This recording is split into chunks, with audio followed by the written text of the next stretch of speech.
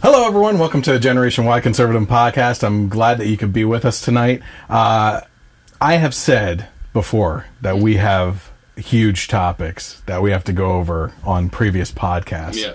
I have never yet seen so many big topics as we're going to be covering tonight. Yeah. It's crazy. Yeah. I mean, if you saw the status update from me earlier on the fan page and everything, it's a lot of big topics. So let's talk about some of those topics we're going to be going over tonight. President Trump has announced that we will recognize Jerusalem as the capital of Israel and move the U.S. Embassy to Tel Aviv, which is the capital, or from the capital then. The Trump administration has decided to shrink the recognition of Utah national monuments. Al Franken has announced he will resign amidst allegations of sexual misconduct. But his speech kind of rings of maybe playing into some party politics and bringing some other people down with him. Not necessarily Democrats, though. Mm-hmm. The House passes a bill to allow for all states to recognize carry permits from any state, and now it heads to the Senate. The Supreme Court hears opening arguments in Masterpiece Cakeshop versus Colorado Civil Rights Commission, a case that will decide what constitutes religious liberty. So, can a baker, a videographer, a photographer, or any other business person be compelled to participate in an event like a wedding if it flies in the face of their religious practices? That's the question that's trying to be determined there. Yeah. Kate Steinle's murder, we mentioned this last week. He kind of brought it to my attention because it was that day that it broke on the last one.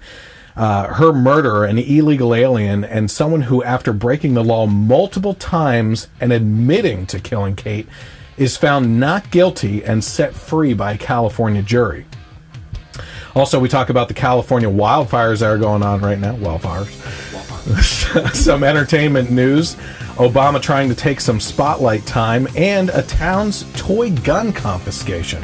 We talk about these topics and more tonight. This is the Generation Y Conservative Podcast.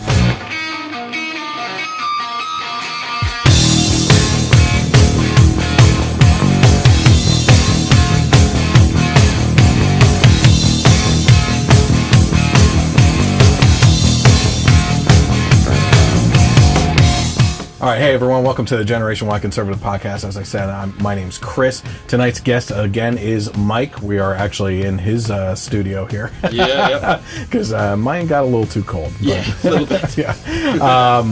If you're watching right now, I'm just going to make it quick. Search for the Generation Y Conservative on Facebook, YouTube, Twitter, and just the internet. You'll find them. Subscribe, like, and do whatever. And just head over to those pages and you can get more information from us on those sites. I would particularly recommend the YouTube channel because then you can see all the videos that we post, including movie reviews and everything else, which I am still working on the Thor movie, and we'll have that out shortly. But Star Wars is also coming up, so it looks like we're going to have 2 movie reviews up on the site very shortly. Yep. Anything else before we get started? Well, I'm ready to go. All right, good. Yep. Okay, so according to the Daily Mail, California is continuing to burn as fast winds create whole new blazes, while flames leap freeways, and astonishing photos are showing more than 128,000 acres that have been scarred by the uncontrolled infernos. Have you checked out any of these pictures or videos or anything? Oh my God, yeah. I mean, the famous one that's kind of going around is that one where they're driving on the highway and just the whole hillside is just like... It's like straight out of a movie. Oh my God, it's insane. It looks like lava almost. It's so engulfed in flames. Well, hundreds of square miles of Southern California are at extreme risk of wildfires. Experts have warned gusts from strong Santa Ana winds can make fires uncontrollable or carry embers for miles to dry grass. Footage, as you had mentioned, shows giant plumes of smoke covering huge swaths of Los Angeles near LAX on Thursday. There's actually, I don't know if I mentioned it here, but you can actually see a lot of this stuff from space. Oh my God. It's insane. Ventura's Thomas fire has jumped the 101 freeway near Carpinteria, yeah, and now threatens homes and drivers. There are 5 major fires with smoke visible from space, so I did put that in there. And the 6th and 7th were spotted on Thursday. One fire was contained in Malibu, California, by about 200 firefighters and 3 helicopters. The second was confronted in the Palamesa area after it destroyed 2 structures and scored 100 acres. Bel Air's Skirball fire is now 20% contained, but there are still fears it might push back. And the largest fire, the Thomas Fire near Ventura, has covered more than 140 square miles of land. Up until the writing of this at about midnight last night, no one had been killed yet, but there was an incident with 29 horses that were killed after the creek fire swept through a ranch near Silmar, I think is how you say it. It's pretty crazy. I don't have the pictures. I'll show the pictures on the actual YouTube version of the podcast. It's pretty sad. I know. Essentially, what they said in the article is that the owners of this ranch were unable. They rescued about 30 of them. Okay, and they were trying to get as many as they could. But when you look at the pictures, the gates are still chained closed for the other ones that they just couldn't get to. And imagine just being an animal like frying and not being able to go anywhere, not being able to do anything about it. So in regards to that, almost half of the 60 horses which are boarded on the ranch perished as the flames took hold. So this was boarded horses. So this wasn't even all their horses. Yeah. That's rough. That sucks. The ranch owners lived nearby but were forced to evacuate their homes and leave the area. They returned on Wednesday to find 29 carcasses and others which survived but were badly burned. Amtrak has also suspended its services north of Los Angeles due to spreading wildfires. Wildfires. I can't not do it anymore. Yeah. Here's the thing. There were some disgusting celebrity tweets about this. Did you see any of them? I saw a few. Yeah. Okay. And there's also coming from the right.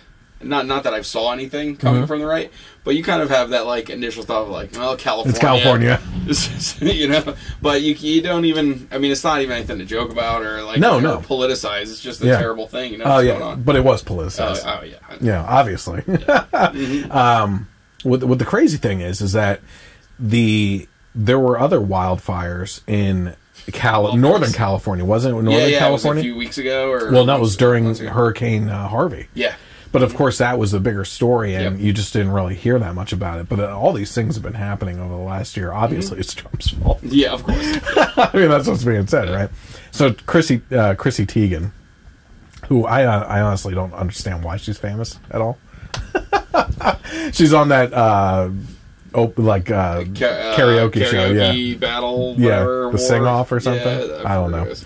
But she tweeted, "Never thought I'd get to actually play what I thought was a hypothetical game of what would you grab if there was a fire. So far, all I have is Luna, some limited edition Oreos, and my Spike TV award." So the first part of that, I don't have a problem with. Yeah. Okay? Nothing political there. Just no. Yeah. The dog, obviously, you're probably gonna grab your pets and everything. Oreos, like, why even bring it up? And then your Spike TV award, like, just shows what's important to these people. Yeah. You know what I mean? So that I just thought was kind of it was goofy, if nothing else. I don't have a real problem with it. I don't think she's probably even being serious, you know? I mean, I took an awful situation. I took the tweet as smart as she looks on TV on that, you know. But Chelsea Handler, that's the one that kind of got me. And I don't know Chelsea if said something stupid. Yeah, that's crazy. What? It's almost like Sarah Silverman says things that are crazy leftists, too. She just said, "Just evacuated my house. It's like Donald Trump is setting the world on fire, literally and figuratively. Stay safe, everyone. Dark times." So of course, like she's the type where it's like the classic saying like, "Oh, I stubbed my toe. Damn you, Trump." Yeah, you know, it's like So it just gets ridiculous that they just gotta always go to him for all these troubles. Yeah. So, but at the same time, you know, certainly our prayers are with the people of California right now. That's a crazy situation. I mean, that's it's hard to get that stuff under control, and it decimates everything. Well, the same thing happened a few months ago in Portugal. I don't know. I think I might have brought it up once on the podcast. I don't remember, but I mean, it was people literally just getting burned alive in their cars, like stuck on highways. A lot of people died in Portugal, like northern Portugal, and all from wildfires. Yeah. Was it it was December or January, around that time frame. It was a Gatlinburg or Gatesburg fire down in like That sounds familiar. Tennessee or something like that. I forget. It was a Midwest country. Or something, it's when one of these Midwest things, state. Sorry. Yeah, when one of these things starts to get out of control, it's so hard to rein it in. You know, you almost pretty much got to wait for natural intervention for it to really, come to an end. Yeah. So also, according to the Daily Wire, a program has launched to take toy guns away from kids and indoctrinate them to be scared of actual guns. So a local community in Buffalo, New York, has actually launched a toy gun exchange program reminiscent of gun buyback programs run by governments, because the group's leaders believe that if kids have toy guns, they might get their hands on a real gun. So let's take a quick look at one of the news stories from this. This is a cap gun, and it sounds real. This toy gun may just be filled with candy, but Leonard Lane with the Buffalo Fathers Organization says it doesn't need to be given to a child. Whatever you put in the child's hands, that's what he feel comfortable with. And you put a toy gun in the child's hands at an early age, and when he get older, he's going to want the real thing. That's why Lane is encouraging parents to give up their child's toy guns this Christmas. As part of the annual Toy Gun Exchange at the Delavan Grider Community Center, Lane says it's an effort to help stop gun violence by teaching children at an early age that guns are nothing to play with. And I understand how a mother may feel, want to get something hopefully the child will like, but what we don't want to do is make a child feel comfortable with the toy gun. So go ahead. I have a lot to say about this because I actually, I've said a lot about it in the past in regards to zero tolerance policies in schools. That's where I'm going to go with it, but go ahead. Yeah. Well, I mean, this all comes down to parenting for me. Yeah. You know, the kids can have toy guns, and you can still teach gun safety and that it's a toy and the difference between the real thing. So I mean, it's just it almost seems more like a ploy, not to keep kids safe. It's more of a ploy to brainwash kids into being like guns are bad. Guns are bad. Okay. Well, here's the thing. Once again, it's blaming the object instead of the person holding it. Right? Yeah. And they're teaching that at a very young age, right? And the zero tolerance policies in schools, I've gone over multiple stories where a kid has cut a piece of paper into an L-shaped and held it like a gun, suspended or expelled. Yeah. They eat a Pop-Tart into the shape of a gun, suspended or expelled. There was a kid who pointed a finger and pretended to shoot. He was expelled. Yeah. There was a kid with a little G.I. Joe toy gun that was expelled. Yeah. This is all, first of all, they know that that's not going to hurt anyone. They know that it's not encouraging anything. Yep. Okay? It's what's going to happen. It's kids playing around, right? Yeah. What they're doing, though, is they're trying to concrete in these kids' minds that this is a dangerous object. It represents a dangerous object. You should stay away from this object. And when you get older, once we pound this into your head repeatedly throughout the years, as you grow up, you will realize that's a dangerous object. It doesn't belong anywhere near you. It doesn't belong near your house. It's even dangerous to look at, let alone touch. Yep. Right? And then it's a lot easier for those future legislators to say, the Second Amendment doesn't even apply anymore. No one should have guns anyway. Yeah. And then people are like, yeah, of course, they're dangerous. Yeah. You know? Yeah. It's like they've indoctrinated you up until that point into just being a cow in a sense of just, okay, I'm going to roll over on it. You know? I mean, it's ridiculous. Yeah, totally. So here they're encouraging a type of exchange program in order to encourage kids to give up what they may like for something else, a reward of types. Yeah. Right? Participation trophy. Yeah. But I mean, have you seen videos or pictures from other countries where they actually have gun buyback programs or anything like that, where I've seen videos where there's piles of guns and like steamrollers roll over them and just destroy them, you know, or they throw them on fires and destroy them and everything. And it's like that's the hopes of this type of thing. Hey, throw in your Nerf gun now, so that when we ask you to throw the gun that you inherited from your grandfather or whatever into a pile for us, so that we can do away with that stuff, you won't have an issue with it. steamroll the murderers. Yeah, not the, seriously. not the weapon. Cement their feet. Yeah, do right? some Italian style. Yeah. I always remembered when I was a kid with my brother at our grandparents' house. Either one, they always had those little L-shaped little picture holders, like you know, and I'd fold them in half, and expelled, gone. Don't do that. Well, that's awful. And I think I brought this up before, but the worst scenario I ever heard was of kids playing with squirt guns at their house, but it was within 20 yards of the bus stop, and it wasn't on a school day. Yep. The bus wasn't even there, but a neighbor called because she was concerned, said that they were within range of a school bus stop, and the kid got expelled. That's that's. I mean, that is where we have been going. Yep, that's ridiculous. It's insane. Yep. Okay, so in regards to this, Leonard Lane, I think, is the guy that we were looking at there. Mm-hmm. He was the president of Buffalo Fathers organization. He believes that a cap gun sounds like a real gun and explained that toy guns present a serious danger to children. While he held a toy gun filled with candy, Lane and his organization are urging parents to turn in their kids' toy guns this Christmas and exchange it for a different toy for what is described as the annual toy gun exchange. Lane said that the goal is to make children feel uncomfortable around toy guns so they'll never want to be around real guns. So it's not even like they're hiding what they're saying at least anymore. Being honest. It's so ridiculous. Yeah. Oh, let's talk about something. Let's go with entertainment world a little bit before we skip back into some of the bigger things.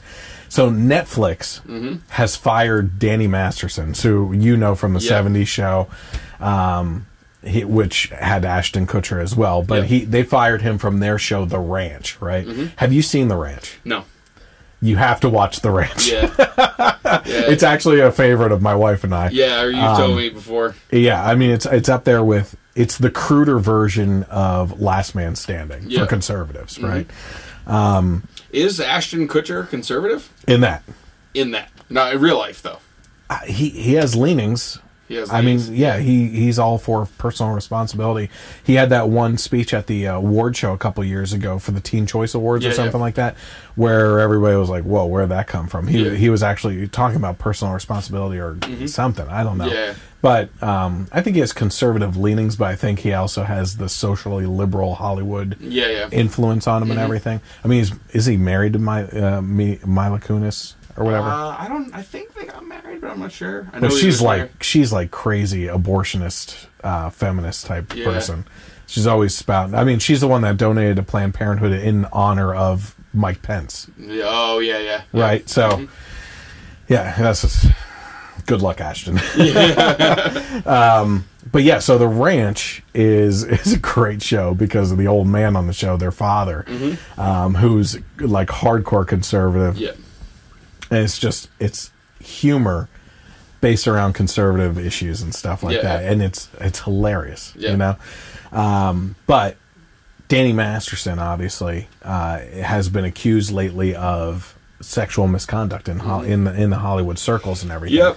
I think, was it you that pointed out that it was just accusations? Yeah, I just said. I mean, I just said allegedly. Like I always kind of feel like we have to take that. We're forgetting to take that step of like, all right, we're making accusations.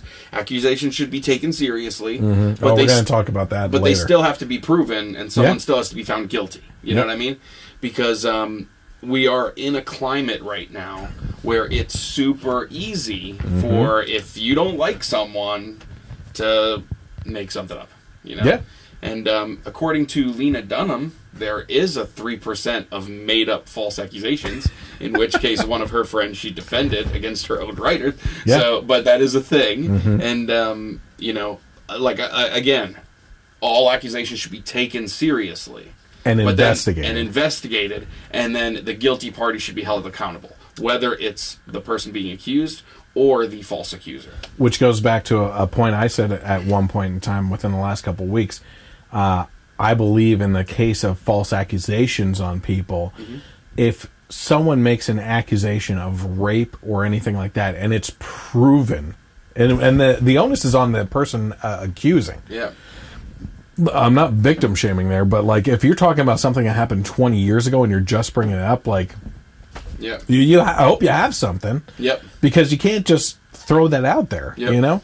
But the fact is like, if they're found to be falsely accusing and there's actual evidence that points to the contrary, that the person did not do that, Yeah. they should serve the term that person would have gotten for that crime. Yeah, because we need to cut down on that crap. Yeah, and here's the thing, like, when it comes to sexual assault against children, things like that, just the accusation itself, it paints such a smear on that person. Yep. Is that if it's not true, it almost doesn't even matter. The court of public opinion will make up their minds. So the consequences for doing that kind of stuff have to be severe. You know, people are being fired from their jobs, congressmen are resigning, which we'll get to later, things like that. Yep. But if it's not true, the repercussions of that have to be severe as well. Yeah. Because that's a serious thing to do to someone's character. When you accuse someone of that, a racism, things like that,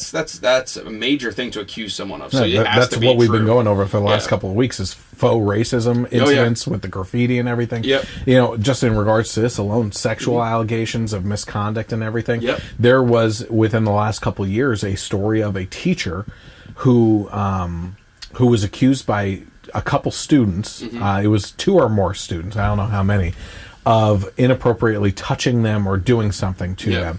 And it turned out that they were lying, that they said that because they just didn't like to have him as a teacher. Yeah. He has not been able to get a teaching job since. Of course not. I mean, that's it. Especially when you're dealing with a job that deals with kids and things like that, you're done. You go through your life, you go through college to do this career and everything, and that false accusation, just because someone doesn't like you, takes you out of your career. Yep, it ruins you. And also, this isn't just, saying that we want to take these things seriously and that people that lie have to be held accountable is not to defend. It's not just to defend people that are accused. When accusers do that, and then it's proven that they were lying, this is just makes future victims. Yes. Now it's painting the skepticism on them, and they're not taken as seriously as well. So it's hurting their own cause, and they just don't realize it. There's so many. It's so many variables to those, right? Because we were talking. Okay, so you're talking about that false accusations that continue to build up are going to paint future accusers that may in fact be true in a bad light, because now they're constantly being questioned because of this subset of society that does this. But we've also talked about on the front end of these sexual allegations in regards to Harvey Weinstein and Hollywood and everything, where these actresses essentially, let's be honest, if they perform those sexual acts because they were afraid that they were going to lose their position in Hollywood, they prostituted themselves for their career. Okay, they didn't put their themselves before their career in that case. And in that case, then too, if waiting decades to come out on something set up future victims. Yeah, that's the thing too. In front of Harvey Weinstein and everything else. When they do that, they're now proving to Harvey Weinstein, okay, my thing that I'm doing works. Yeah. And so now I can keep doing it because it works, because it has worked. You know? Does that mean? I kind of am a little reluctant to say that they all. Yeah, because it sounds like you're overall blaming the victim, which isn't the case. Yeah. That guy's a predator. These guys that actually do these things are predators. That stuff should never happen. Yeah. But in order for it to stop happening, you have to say something if it's the truth. I think there are probably also scenarios or situations where they feel pressured, give in, but then probably afterwards are like, what the, like, destroyed inside, and it's awful, There's some actresses like Rose McGowan and it seems like Jennifer Lawrence. I can't take Ashley Judd seriously anymore, but there's a bunch of them that seem like they have been suffering this for decades or at least a very long period of time. So it's just crazy. So Danny Masterson, obviously, the Netflix series said, as a result of ongoing discussions, Netflix and the producers have written Danny Masterson out of the ranch, a Netflix spokesperson said in a statement on Tuesday. Yesterday was his last day on the show, and production will resume in early 2018 without him. Part 4 of The Ranch is set to premiere on Netflix as scheduled December 15th, with additional episodes slated to premiere sometime in 2018. Netflix has traditionally divided the series into 10-episode batches, each of which is part of a longer season. It is unknown how many episodes will debut this month and how many will be held up until next year. Masterson is not expected to appear in any episodes released after December 15th. Also unresolved is the fate of Masterson's executive producer credit on the series. Apparently he was an executive producer too.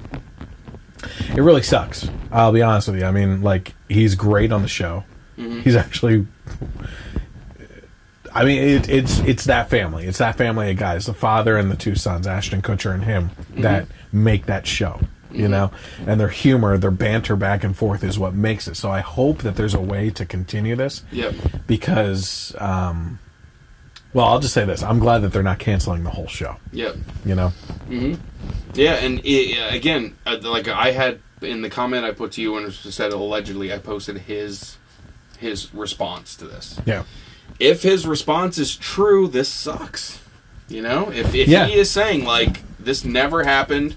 You know, it's someone trying, like, for whatever reason, blah, blah, blah. You know, if that's true, this sucks. That he's just, that you know, Netflix and themselves are studios. They are put in a, like, between a rock and a hard place. Like, what do we do? You know? Yeah. Because there's, yes. Well, you face a boycott.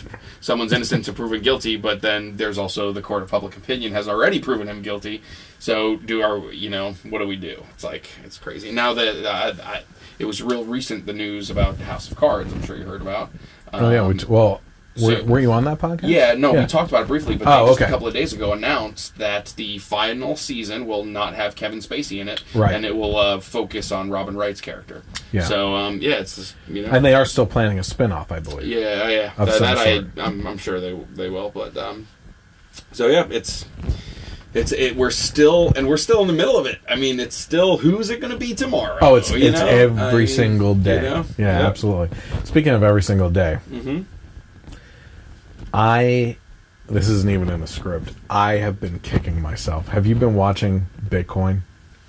Yes. Oh my gosh. I heard it went down. Like when it reached its high, it went down like 3,000.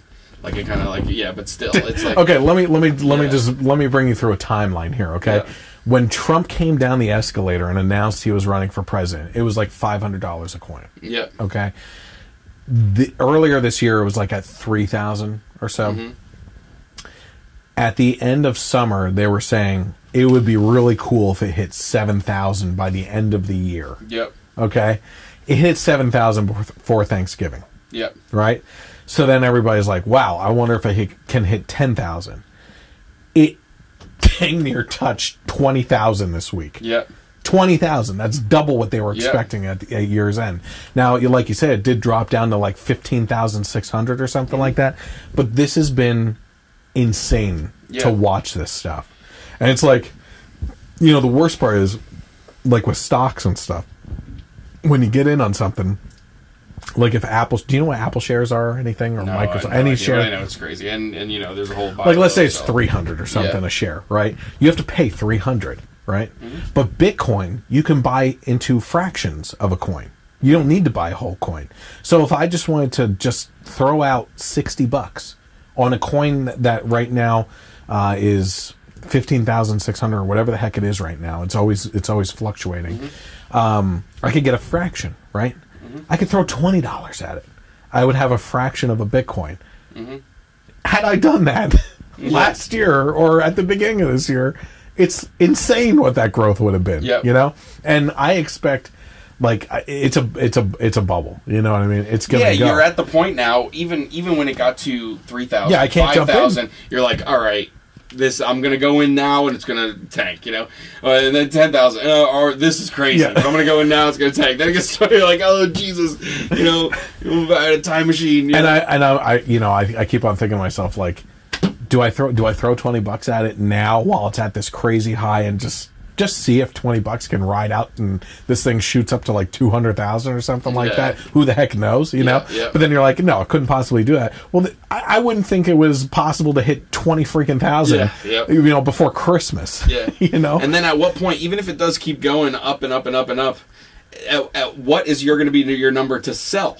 Yeah. You know, to cash in? Yeah. And then you're like, oh, but it keeps going up. Yeah. Oh man! And then so Philip DeFranco talks about Bitcoin. He I think twice in the last couple of weeks, because he invests in it. So he has money in Bitcoin, and I think there's another one called Ethereum or something. Ethereum's the other one. Yeah. So, there's actually thousands of cryptocurrencies.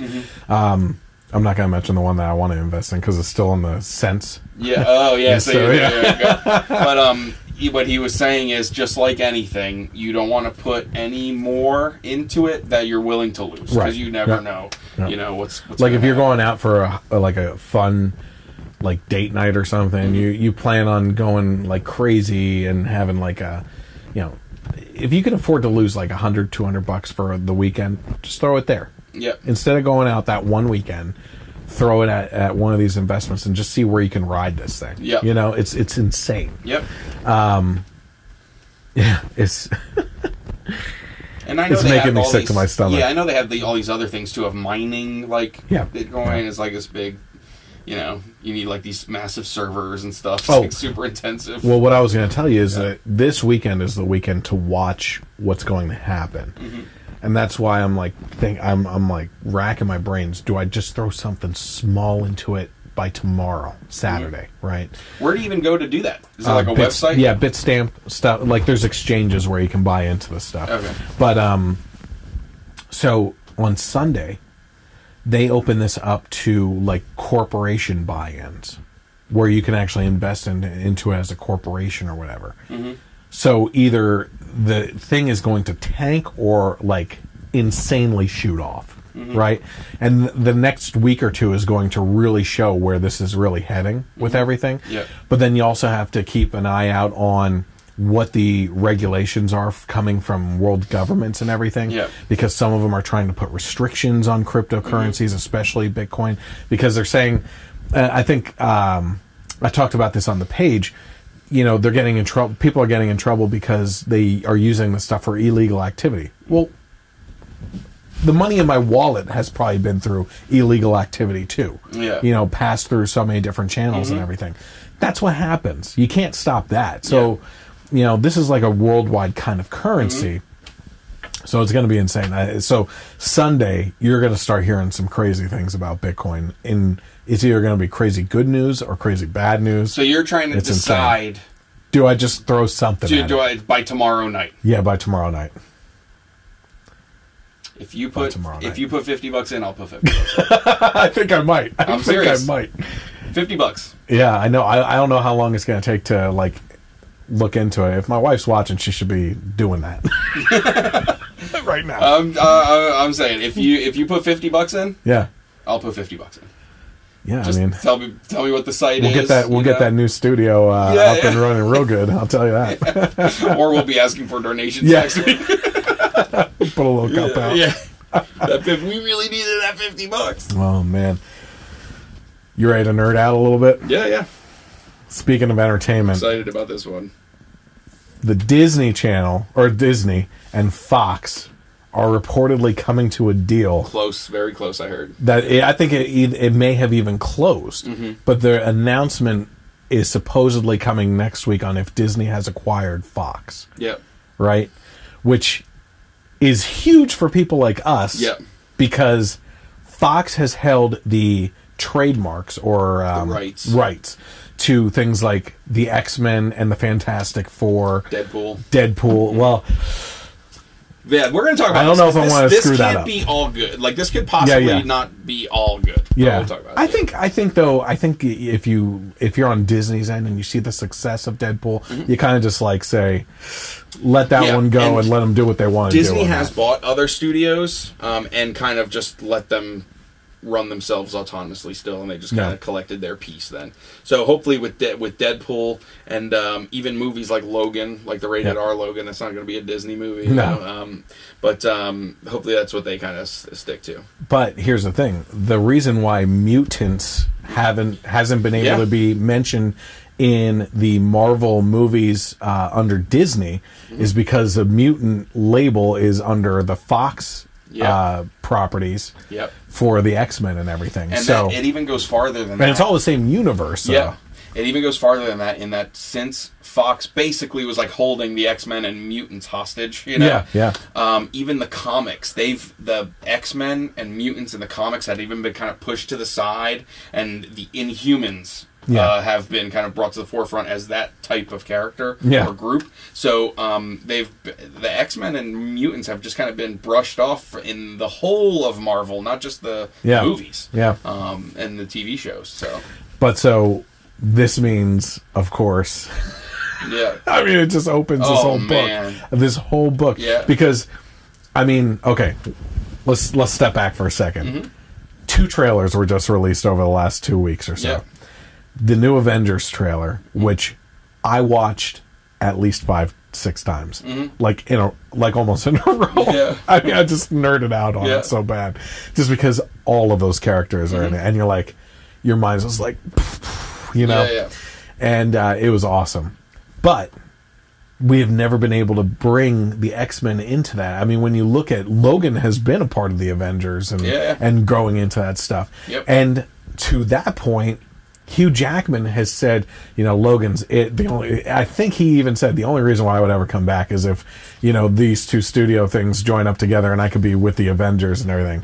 Well, here you go. And he did say that he would want to be in a Marvel movie. I am. That's all great, but I'm more excited about the prospects of the Fantastic Four being redone by Marvel. Because they have not gotten a good movie at all, and they are the first family of Marvel comics. That's what they are, and having as far as the Reed Richards character specifically as the scientific mind, along with Tony Stark technologically and Doctor Strange magically and Bruce Banner, that, I mean, him being in there, we're so nerdy right now. It just would be great to have him in there, in the Baxter Building and all that stuff. Would you say the like Reed and bantering back and forth with would you say Banner and Stark, like those 3, and even I think Doctor Strange as well, like and Spider-Man. Like just those like minds in one room, you know, it would just be crazy. But so it may be happening, and a deal could be announced next week. So the report from CNBC suggests that the 2 sides are close to finalizing Disney's purchase of most of Fox's assets, including 20th Century Fox Studio, and that the deal could be announced publicly as soon as next week. The estimated value of the deal is $60 billion. And rumors that Disney was interested in buying 20th Century Fox began circulating in early November, with the caveat that the on-again and off-again negotiations had stalled. However, reports soon followed that Disney and Fox were talking to each other. Once again, that Fox was favoring Disney over other suitors. You wanted to say something there, though? Well, it was more just geeking out. Go for it. In addition to the Fantastic Four, because they have also said that after Avengers Infinity War, Part 1 and 2 or whatever, that's the phase, and then they're like, it's going to be a totally different thing. And which is blowing my mind, because I want to know what they're talking about. And I mean, I would love to see, Thanos is the big villain that we've been building up to all these years. Galactus. I know. Real Galactus, just giant guy in space that literally can eat a planet, like that big, the big helmet and everything, with the Silver Surfer as his herald, finding worlds for him to consume. Like, oh man, like they could which makes perfect sense if this is the deal that's happening right now with the Avengers movies being like wrapped up. You know, that could be the next phase. I think that and this is prediction, territory, but I think that Captain America will probably in Avengers, I'm hoping. And Falcon will take over as Cap which happened in the okay, comics. you call that. I'm going to call Bucky. Oh, he did also. Yeah. So it could be either one. Yeah. I totally forgot about him. Still frozen.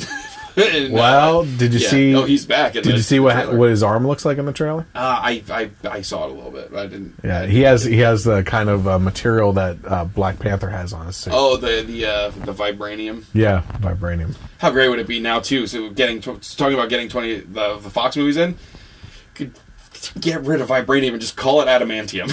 Because that's what. Oh, is that what it was? Yeah, Captain American shield was made out of adamantium, and because they didn't have the Fox had the XMen stuff, they couldn't use adamantium, so they made up vibranium. Oh, I didn't know that. That's one thing I didn't know. I mean, at least I'm like 90% sure that that's the case. If I'm wrong, all the corrections will come in the comments. Yeah, seriously.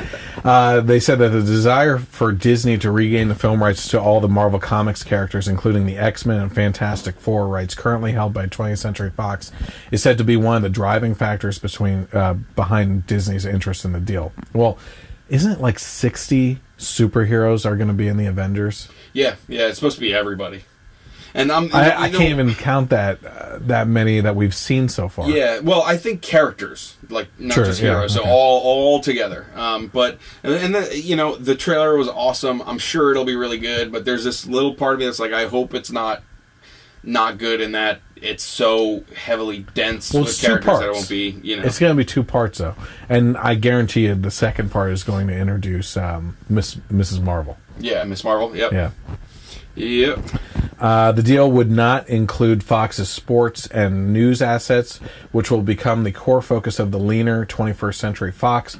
The company has come to feel that it is simply not a large enough media company to compete with the giants like Disney and the new digital heavies Netflix and Amazon.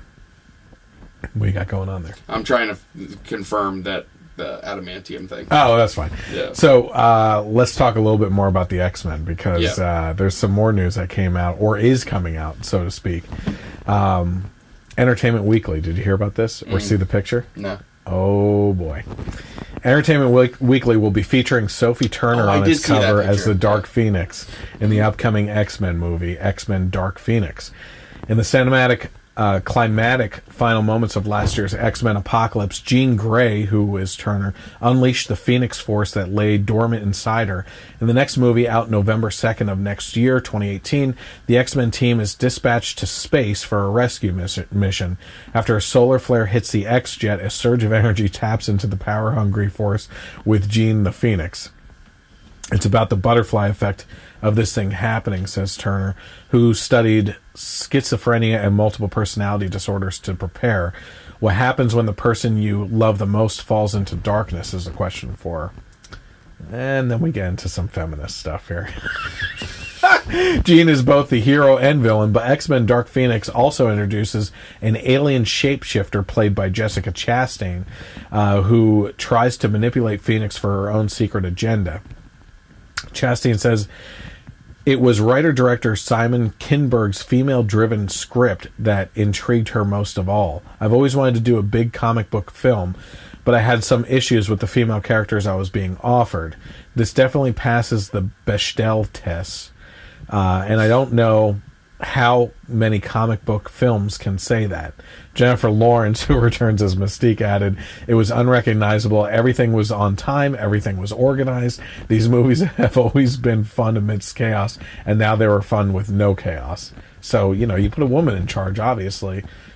Things are going to be on time and in order. They don't know what they're talking about. Just hand over the men's territory to women. It's comic books. I agree. That's why I want them to run the household.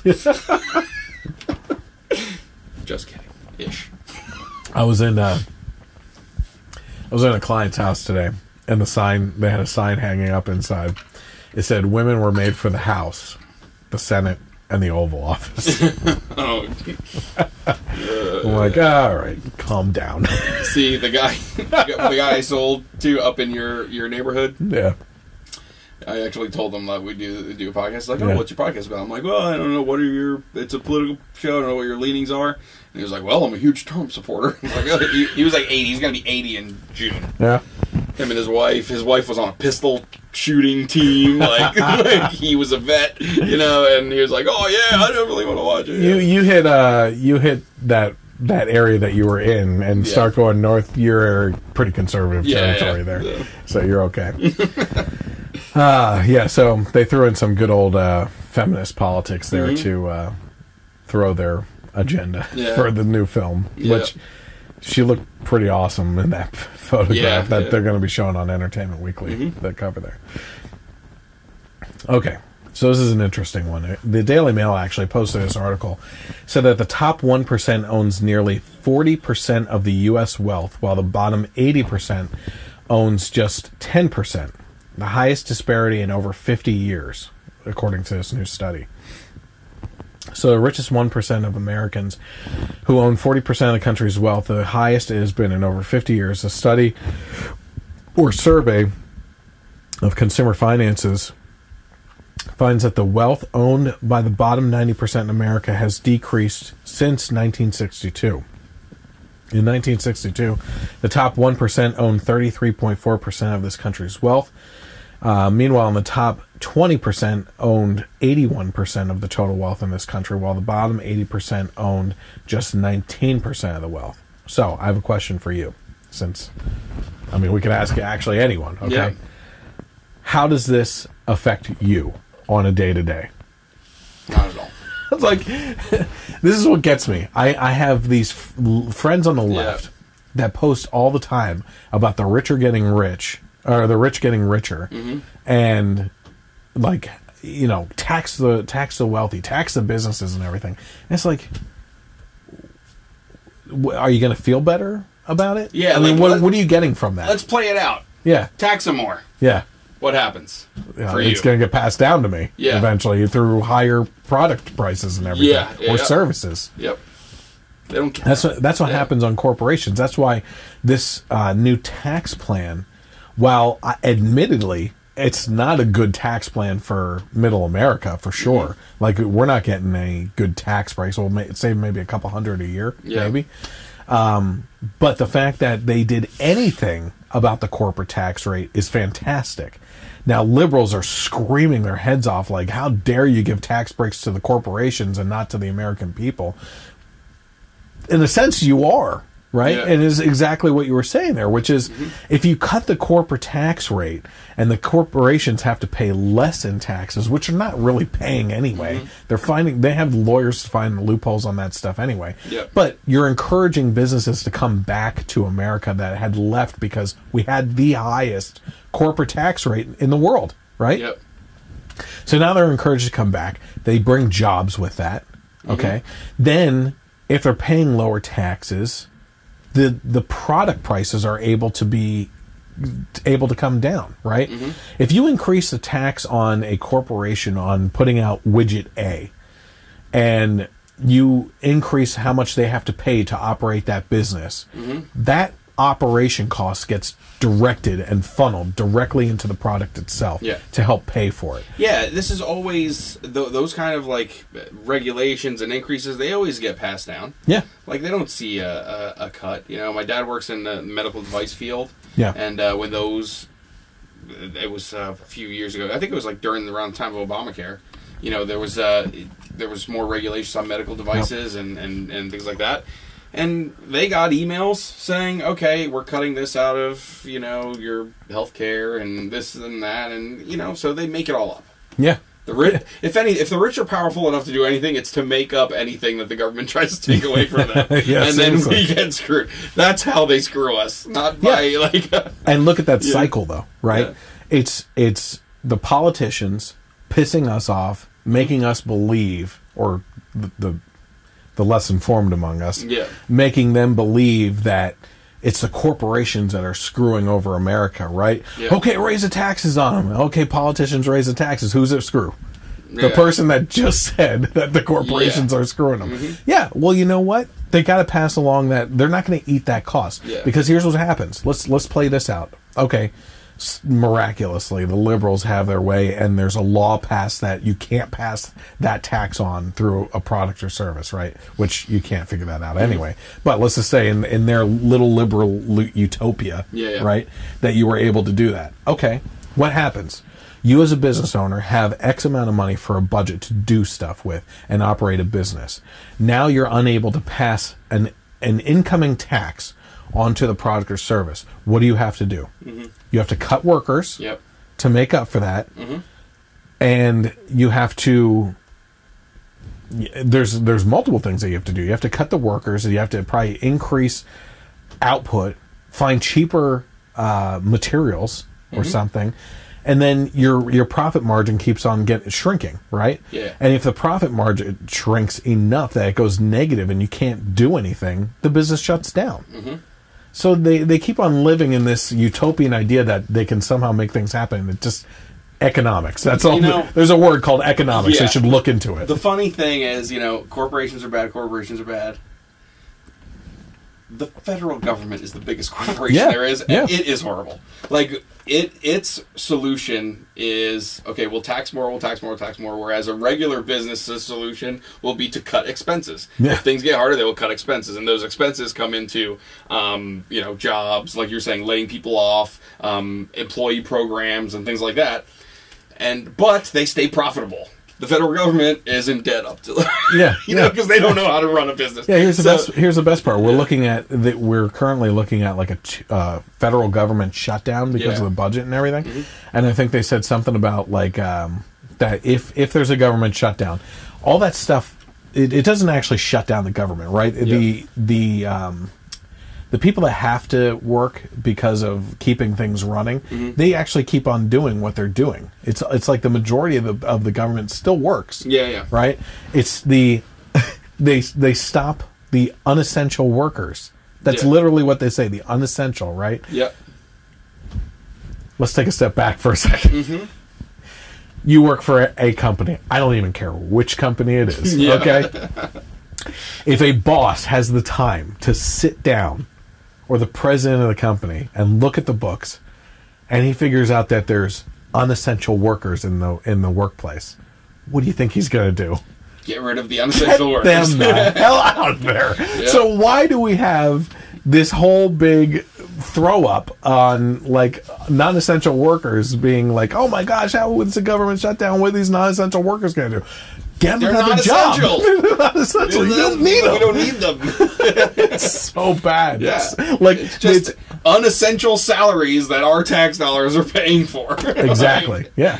So right there, like how are the American people not screaming upset that like they actually can sit there and look the American people in the face and say, well, we can't face a government shutdown because the unessential workers would be out of a job. Yeah. Hey, Bernie, you want to make college free? Don't tax everyone. Fire the unessential workers and use their salaries. Throw that towards it. Jeez. Unbelievable. So, that's ridiculous. Yep. Okay, let's see here. We were on... I just lost it. Okay. Oh, this is fun. So Barack Obama appeared to Barack Obama. The Obama guy. Yeah. Appeared to compare the Trump presidency to the rise of Hitler and says U.S. democracy... That's a new one. Yeah, Real could fall Barack. apart very quickly. So Obama was speaking at the Economic Club of Chicago on Tuesday night. That's like an oxymoron. Yeah. Economic Club of Chicago. It's like the thriving economy of Detroit. Yeah. Oh, man. He was speaking about the fragility of democracy and warned the audience of 1800 not to grow complacent. To illustrate his point, he invoked Hitler's rise to power, which occurred under a democracy. Remember that invoking the use of Nazi comparisons is horrific when the right uses it, talking about the left's Nazi-ish tendencies. Yeah. You know what Nazi stands for, right? Yeah, Socialist... National Socialist Party. Yeah. But you don't want to say that, right? No. I think even Alexa said that on Crowder's video. But when the left uses it, it's okay. Oh, yeah. We're gonna be talking about some liberal hypocrisy tonight. Let me tell you. So without mentioning Trump by name, Obama said things could fall apart very quickly if the garden of democracy is not carefully tended to. Yep. Of course, he fails to recognize, like all Democrats, that this is a republic. Yeah. Like that. How hard is that to understand? You know what I mean? Yeah. We have a democratic style of voting in a republic. Yep. They never get it right. And I think it's just because they want to cement the fact of their party's name or something. Yeah. But it doesn't even make sense. Yeah. Like, if you're gonna come off trying to sound educated, educate yourself. Yeah, I know. I mean, it's not that hard. The comments outraged Trump fans who labeled Obama un-American and despicable. They came a day before Trump caused decry among millions around the world by recognizing Jerusalem as Israel's capital, which I find interesting because, you know, you're comparing Trump to Hitler who hated Jews, but Trump announces in favor of Israel that Jerusalem is the capital, which is what the Jews have wanted for... God, Trump is such an awful What Nazi. a Nazi. He's a bad Nazi. Yeah. He's not even good at being a Nazi. Yeah. You're going to get so sick of being a Nazi. In another apparent jibe at the media-wary president, Obama said that during his time in office, he understood the principle that the free press was vital. No, he didn't. That's a complete fabrication right there. And who reported this? Who did I say reported this? I don't know. I didn't put that in there. I think this is from like ABC News or The Guardian or something like that. Obama constantly laid into Fox News. Yeah. Hannity this, Rush Limbaugh that, Glenn Beck this. Like, if you want liberal news, turn on any station. Yep. Okay, any station. Let's go through the list. ABC, NBC, CBS, MSNBC, CNN. You know, it's like it's any news station is a liberal news station except for Fox. And I'll be honest with you, Fox ain't exactly Republican either. Yeah. Okay, it's pretty bad. There's something else entirely. Yeah, this is like let's just set it out in the ocean and see what happens. The Wild West. So you have you know, and besides that, the only conservative voices out there is alternative media like podcasts, right? Or talk radio is the biggest one, right? And all Obama did was blame Fox News and the big talk personalities like Limbaugh, Hannity, Glenn Beck, you know, all them. You know, it was endless with his criticisms on them. He does not believe in free press. He believes in press that agrees with the president and kisses his rear end. Yep. And what I always say this is too. During the time of the printing press, when it started up and everything, the responsibility of the press was to be the watchdogs for the American people, because before mass communications, it took days to hear news from some places, right? So you would get you have to send, like, this is before telegraph, so you'd have to get newspaper, right? Yep. And that could take days to get across the country with anything that was happening in your representation in Washington D.C. or Philadelphia at the time, even, right? And in order to do that, you had to have the press be on the side of the American people to be the watchdogs of the government and keep them in line by keeping the people informed. Yep. That has not been the case for decades now. Yep. Okay? We have gone from watchdogs to lapdogs. Right? And I'm not saying Fox is a good example of a watchdog, because, frankly, Hannity is now a lapdog for Trump. Yep. You know, and I disagree with that. He is incapable of criticism of Trump when there is criticism to be had. Yep. Now, lately, I've been a pretty darn, tootin' shooting fan of Trump, the kind of stuff he's doing. Yeah. But there is room for criticism too. Sure. There's always room for criticism. Yeah. You know, it's not the most conservative policies that are coming out of this White House. And when things don't go right, he's like, put it on the back burner. We'll get to it some more time. And it's not going to happen. You know what I mean? So, and even when he's doing stuff you agree with, he still gives you a head slapping moment every other second. Yeah. So. It's insane. But yeah, that's a total fabrication. Obama was horrible when it came to what we would consider actual free press. I mean, you should put in the podcast. I'm sure they have like YouTube clips that are just a medley of him going back to back to back, just ripping into Fox. Yeah. Well, look at it's unbelievable. There's a couple like meme sites, or not meme sites, but Facebook channels that always put out Now This is one of them. It's just constant Republican bashing all the time, and it's the same crap that the left does, but they don't have the balls to recognize it. Of course, you know. All right, here we go. We're getting into the big topics tonight. Yeah. So we went over some of the fun stuff. Fun. So Al Franken has announced that he plans to resign from the Senate amid harassment allegations, sexual harassment.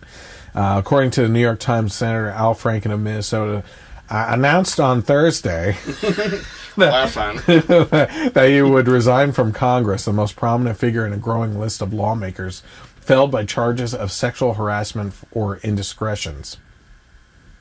Franken took a parting shot at President Trump and Roy Moore, the Republican candidate for Senate in Alabama. Both have also been accused of sexual misconduct. So let's just take a quick look at what Al Franken had to say. I, of all people, am aware that there is some irony in the fact that I am leaving while a man who has bragged on tape about his history of sexual assault sits in the Oval Office, and a man who has repeatedly preyed on young girls campaigns for the Senate with the full support of his party. I have more to say about that, sure. But I'll get to it in a little bit. Hours later, Representative Trent Franks, Republican of Arizona, resigned after the House Ethics Committee opened an investigation into allegations of sexual harassment, a move that made him the third member of Congress to leave under a cloud of claims of sexual impropriety in 3 days. On Tuesday, Representative John Conyers Jr., a Democrat of Michigan and the longest-serving African-American in House history, also quit. Democrats are appearing determined to grab the moral high ground in an environment in which they hope sexual harassment becomes a wedge issue in the 2018 midterm elections, even if it costs them popular colleagues and political icons.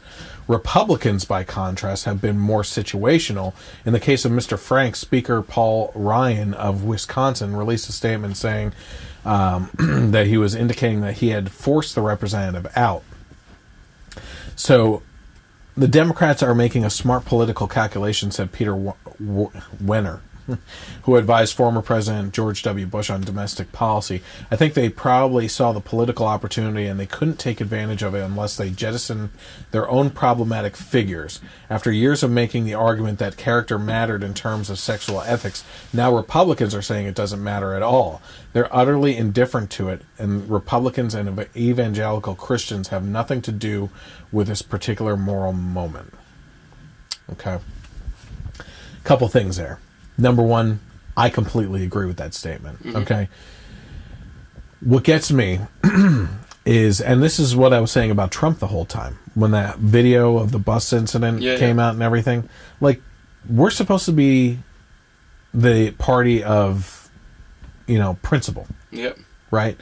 That, you hold marriage sacred, that you hold God sacred, that you do all this stuff that supposed to be, it comes off morally superior, and I get that. You put it up on a column and everything, which is why I've always said that Republicans, when they do take a fall, they take a fall the hardest, because you've set yourself up to be this moral standard that you're going to come crashing down. Whereas someone like President Clinton was like, "Oh, I never said I was faithful." No one ever. I never said I valued marriage. I did not have sexual relations with that. BJs don't count. I like Dave Chappelle's, "I did not have sexual relations with that woman, Miss Lewinsky." Like so many other ones anyway. So, I mean, now the Republicans are kind of backing a candidate I actually disagree with. Roy Moore Okay, and we'll get a little bit more into that. Well, we might as well get into that right now. So Roy Moore, right? Yep. He's where is he from? Alabama. Alabama. Yeah. Yep. And he beat out some pretty good candidates that could have served. Yep. And he has all these allegations, and we've touched on the allegations earlier in some other podcasts and everything. But essentially, he's being accused by women who said, here's the first couple. He was in his 30s, and he dated a 16-year-old, a 17-year-old, and an 18-year-old. Okay? At the time, when he did this, in the state of Alabama, the age of consent was 16. Okay? Also at the time, he asked the parents of those individuals if he could take their daughter out on a date. Yep. Okay? So is it creepy? Yes. Is it illegal? Exactly. No. Exactly. Yep. There was nothing illegal about it, but they're throwing it out there to form a character opinion. Yep. Not that there's anything wrong with that. I completely agree. But where I disagree is the fact that they're trying to make these things seem illegal when they're not. Okay? There was one other incident. An incident in which someone was accusing him of her being 14 and him touching her over the underwear. Okay? I guess she got down into her underwear and he was touching her over the underwear or something like that. Completely illegal. That's child molestation. But there's no proof of it. Okay? Yeah. And I'm not saying that she's lying. I'm just saying... We don't know. He admitted to the other stuff. You know what I mean?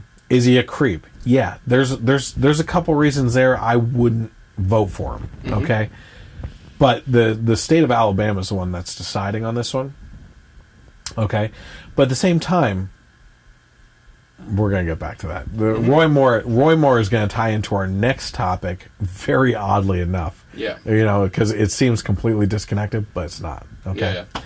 The thing with him though is, if you're a citizen of Alabama, right? What do you do? You're basically being told by everyone on the news and on the View and whatever that if you vote for him, then you're supporting a pedophile. You're supporting thing, and no one wants to do that. Yep.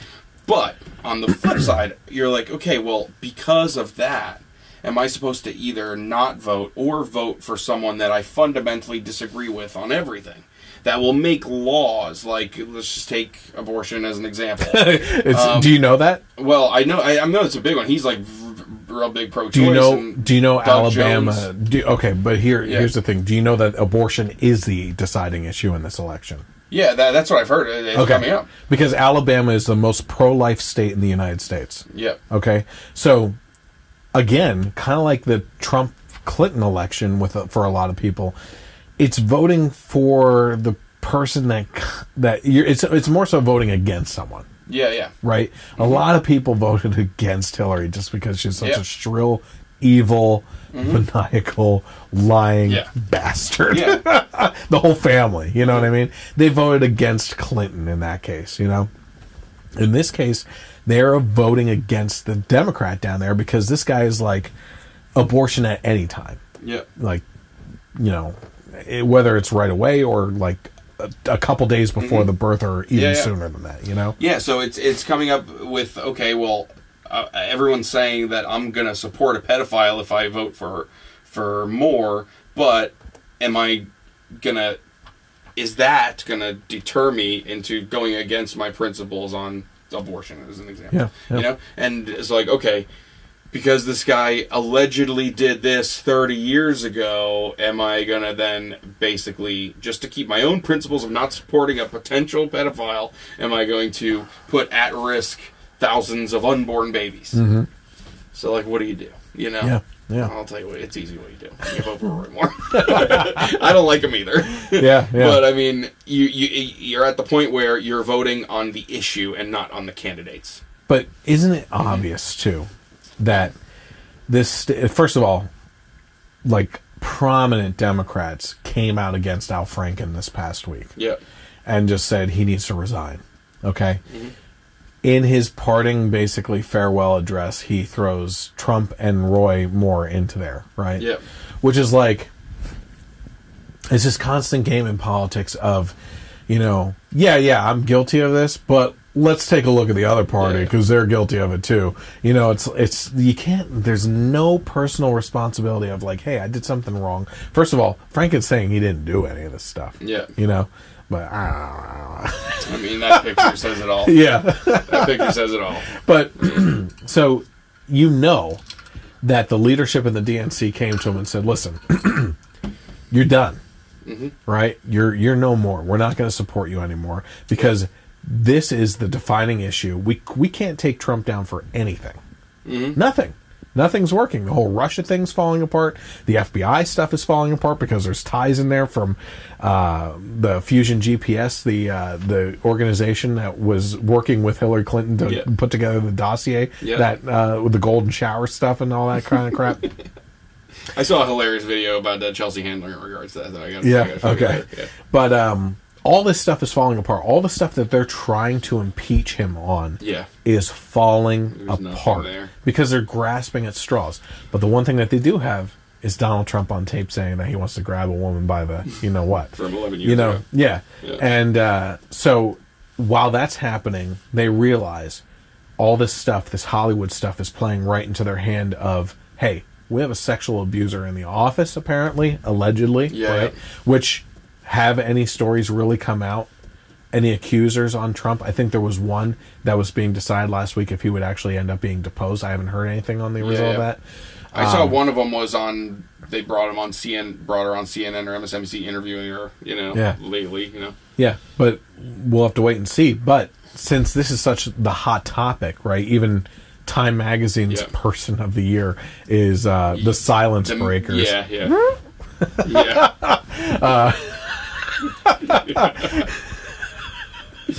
Oh my god! But so it's the people that are coming out about being abused, right? Sexually abused. So this is the hot topic right now because, like you said, we just went over it before. This is an everyday thing. People are coming out left and right accusing people. Big names are falling in the entertainment world, and that had to spread to the political world. Now we're going to start seeing dominoes fall like crazy over there, right? So in that case, then the Democrats know, hey, this is the hot ticket right now. This is the hot hand. We're being dealt the hot hand. Trump has this history, right? So Franken, you're done. While you're on your way out, throw in with the sexual allegation stuff Roy Moore and Trump. Get that ball rolling for us. And maybe we'll do something for you in the future. And it's also making us look like, all right, we did the right thing. We got rid of our guy. Now you got to do, that's exactly the right thing too. So, that is what it is.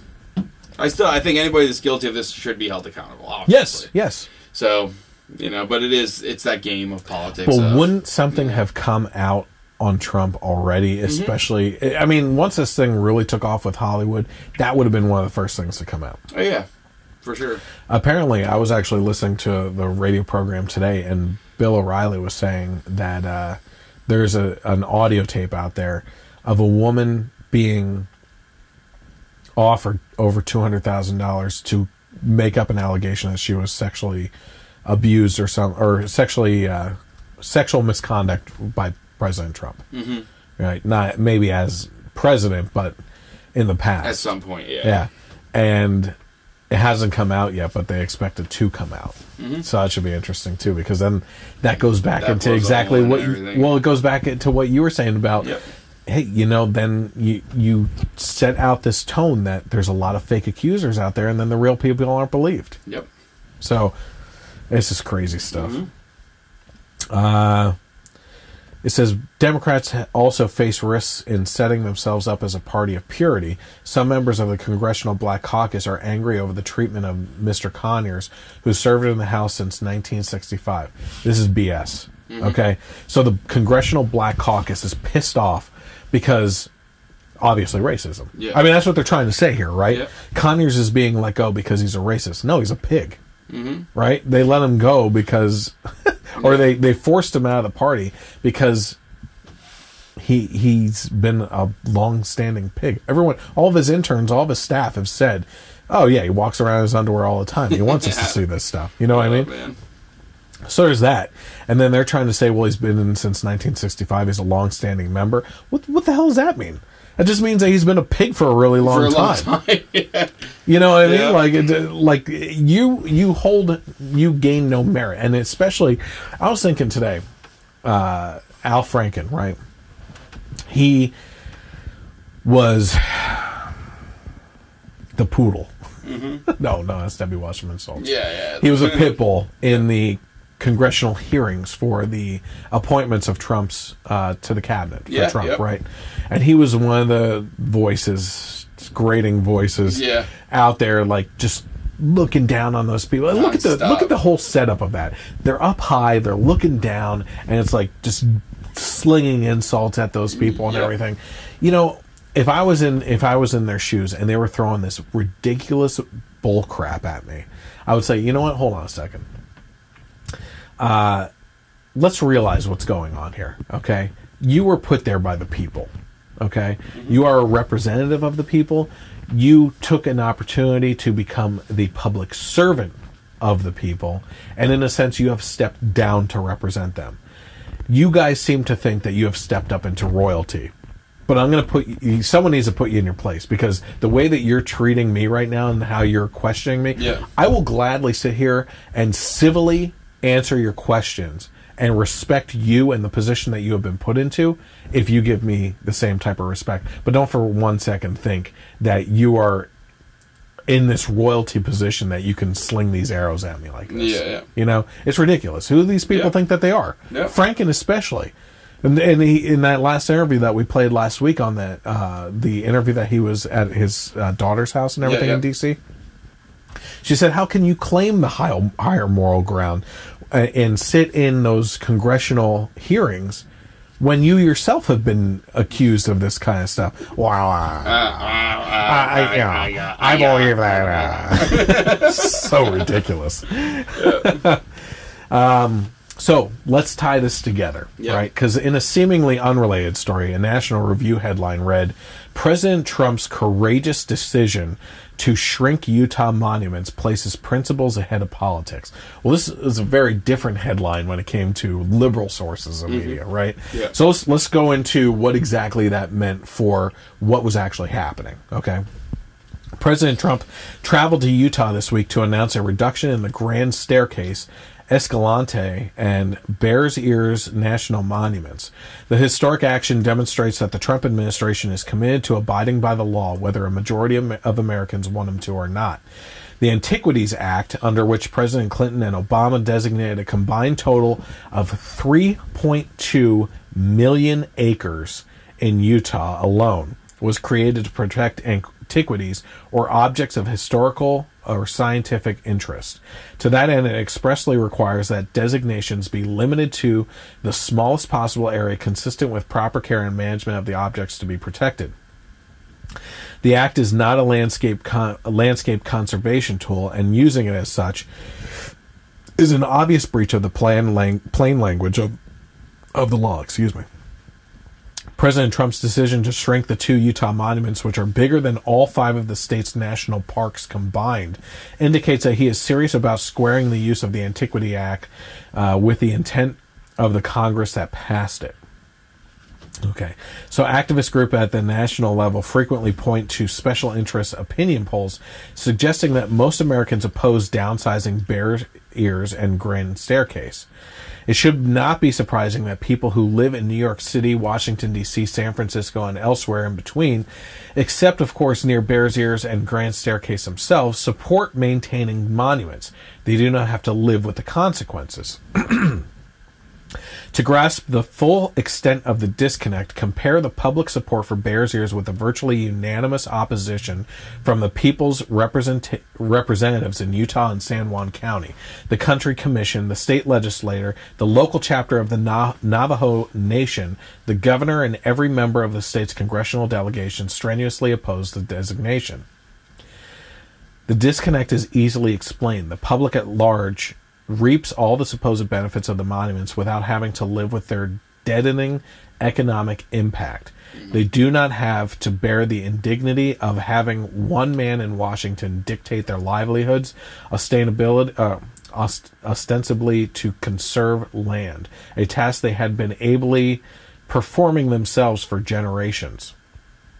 By contrast, local communities living near Grand Staircase and Bears Ears do have to endure these hardships. As monument sympathizers never tire of pointing out, these communities are a minority. On the national level, they have virtually no political clout, no ability to negotiate for their own interests. The national majority holds all the cards, while the tiny communities that do not want their way of life upended are powerless. Mm-hmm. It is for precisely this type of situation that federalism is designed, to protect minorities from short-sighted majorities that might be tempted, for whatever reason, to trample their rights. Those who are directly affected by policy should drive that policy. Federalism, in turn, protected by the rule of law, under which those in power must abide by the laws as written, whether their electoral wants them to or not. So by scaling back Bears Ears and Grand Staircase, he is standing up for local communities and adhering to the fundamental props of American government, federalism and the rule of law. It's a lot to take in. Yeah. Right? But go back to this. What was it? 3.2 million acres? Mm-hmm. Right? So the left is screaming mad about the overreach of this president. Is it not an overreach by President Clinton and Obama to designate over 3.2 million acres of land as landmark? Yeah. It's bigger than all 5 of the parks in the state or something like that, they said, you know? Like, you're talking about gross overreach, fixing a gross overreach. Yep.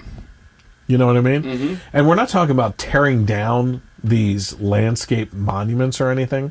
It's just shortening that distance to them and, like, kind of making it that specifically is the monument, not all the land for miles and miles around it. Yeah. You know? It's ridiculous. Yeah, it's crazy. Nothing to say on it, though? I mean, there isn't much else to say from what you just said. I mean, it makes no sense to just have this huge amount of land, and the most telling thing about this is what was pointed out in there about, you know, everyone in New York and San Francisco, they're all against it, but no one's taking into account what the people that live there actually think, you know? Yeah. And the strong opposition, you know? So So what do these two things have in common? Right? So you have the national monuments that the left is screaming mad about. Mm-hmm. Okay? And you have the whole situation with Al Franken, Roy Moore, and President Trump. Can you tie those two things together for me? Yeah, of course. Liberal hypocrisy. Well, I told you it's going to be a big topic tonight, right? Yeah. So let's go over these two topics individually. Yeah. Let's head back to Roy Moore, okay? Mm-hmm. Suddenly, character matters when it comes to our politicians. Yeah. Character has always mattered for consistent conservatives like myself. I point out the flaws of politicians on our side all the time, right? I think that character and principles and morals do matter for politicians because they become a representation of us as the public, okay?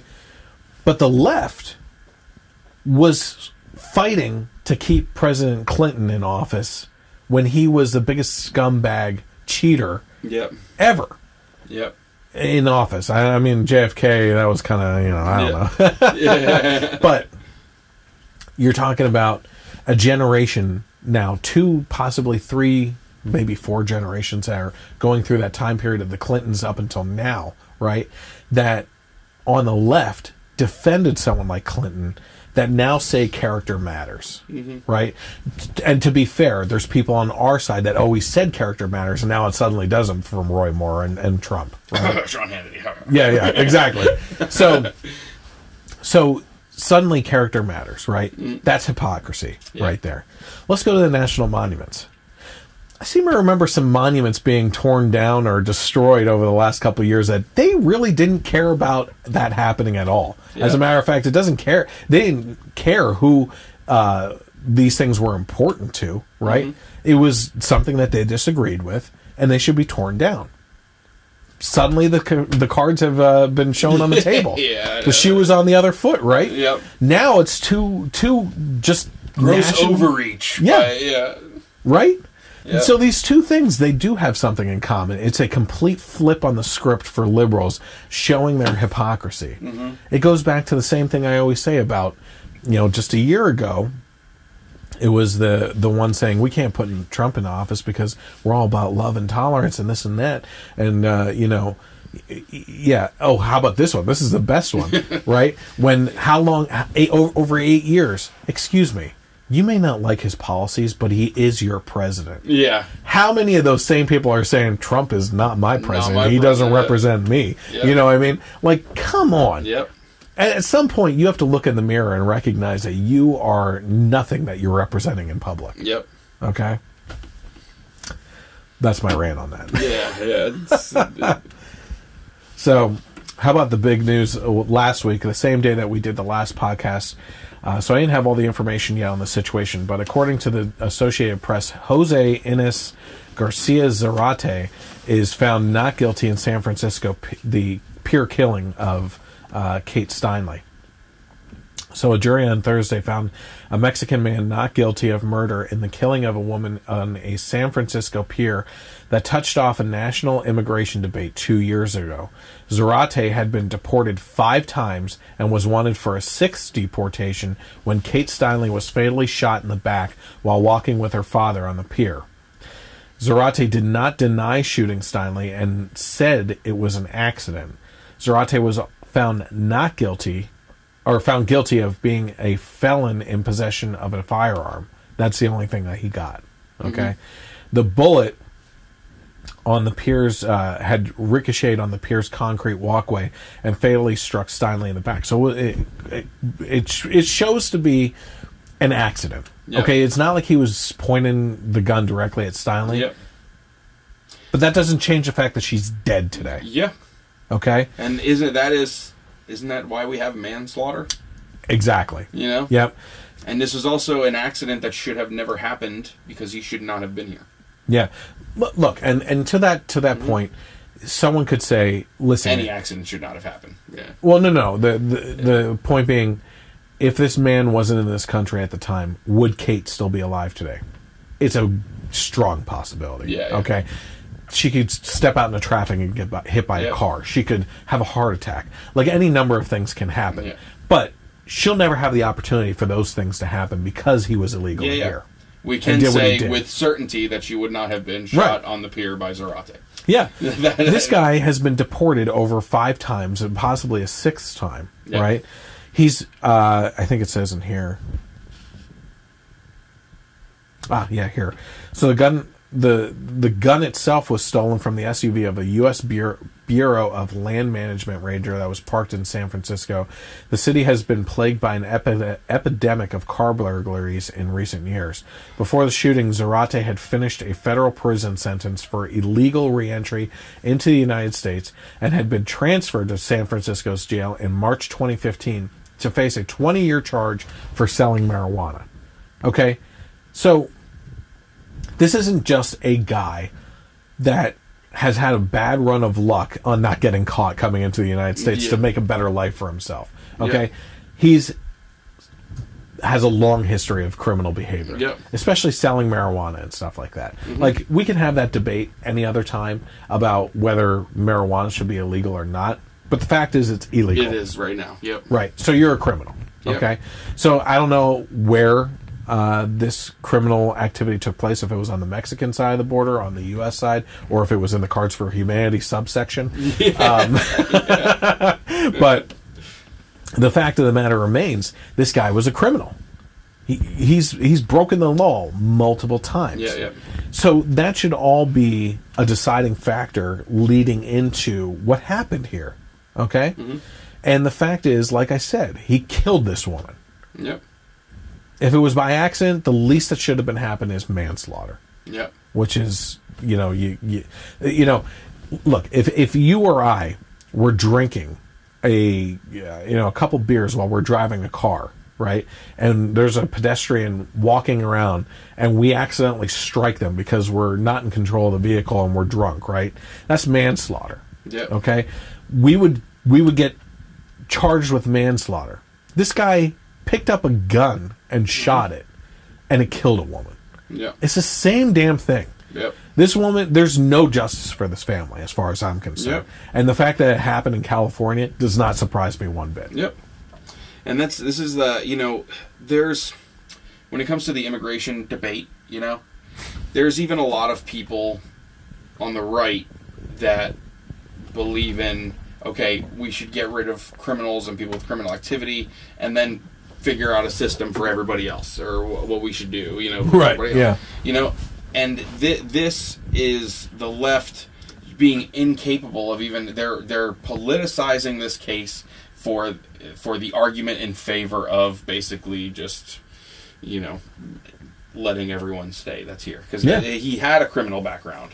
So let's forget the fact that he was deported 5 times already. He already was facing charges for other things. He was, like you said, he wasn't someone that was here that snuck in and broke that law, but really they're here to make a better life for themselves. He's a crap human being to begin with. Yeah. So they can't even meet the middle ground there to kind of come and be like, all right, it's all about politicizing this, amnesty for everyone, and it's disgusting.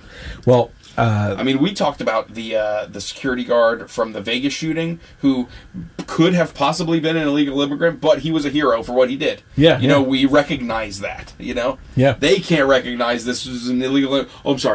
Undocumented citizen, whatever the heck that means. I don't know. By the way, Matt Walsh, who just wrote an article recently, which is a great point. How many times have I said this too? Mm-hmm. What the hell happened with the Vegas shooting? We still don't have information on that. Yeah. What is going on there? Yeah. The news cycle is going so fast that that's not it. Happens now, and it's just like... No, I don't think that's it. Yeah, because we heard everything down to everything, all the fine details with the Texas church shooting, right? Yeah. His background, his psychological state, the fact that he abused an infant and broke the skull of that baby and everything. We heard all the back history. We have not heard anything more on this Vegas shooting. Yep. Something has always been really fishy about that. Yeah. And that opens the door to all these conspiracy people. But when you sit here without the information and it's months later, what the heck do you expect? What if you're going to go ahead and try and fabricate a story or at least try to come to a conclusion of the most likely things? Yeah. He shot down onto a country concert, probably mostly conservatives. Yep. They're not talking about it because it's a liberal media, and they don't want to. And there was an illegal immigrant. There's an illegal immigrant. It's you start to put 2 and 2 together, and you might be wrong, but you might not be wrong. Yeah. Prove it. Yeah. Prove something. If this was a gun-toting conservative, we would be hearing about it. Oh, absolutely. So it's yeah. It's been all stories of leftist violence lately, too, right? Look at Rand Paul's attacker. Yep. It's insane. I didn't see it yet, but I heard he had his first interview since the attack. Yeah. That should be interesting. It was on YouTube, so. Interesting. Yep. So here's another thing. Attorney General Jeff Sessions has seemingly promised to pursue convicting this guy of multiple illegal entries into the United States, which could bring a potential of landing him up to over 20 years. Or maybe up to 20 years, I forget, in prison. Yep. Follow through with it. Yep. This is a gross injustice that has been done. At least convict him of the crimes that you say that he did, you know? And here's the other thing, too. Again, he said, I shot her. It was an accident. It's not even a question of, like... Going back to the car thing that I was talking about. Maybe OJ didn't do it. No, but going back to the car thing, like if the evidence shows that a woman's dead on the side of the road, a jogger, right, and there's swerve marks leading up to it, you can assume that it was a drunk driver that did it, but maybe you don't have the evidence on who did it. This guy said he killed her. Yeah, they know for sure. So convict him of manslaughter. This girl's family knows who killed their daughter. Accidentally or otherwise, and nothing happened to him. There's no consequences. That's just You know what you should do though? What's that? You should probably start carrying a gun. Trust me, I think about it. Well, Good, because the House on Wednesday passed a national concealed carry reciprocity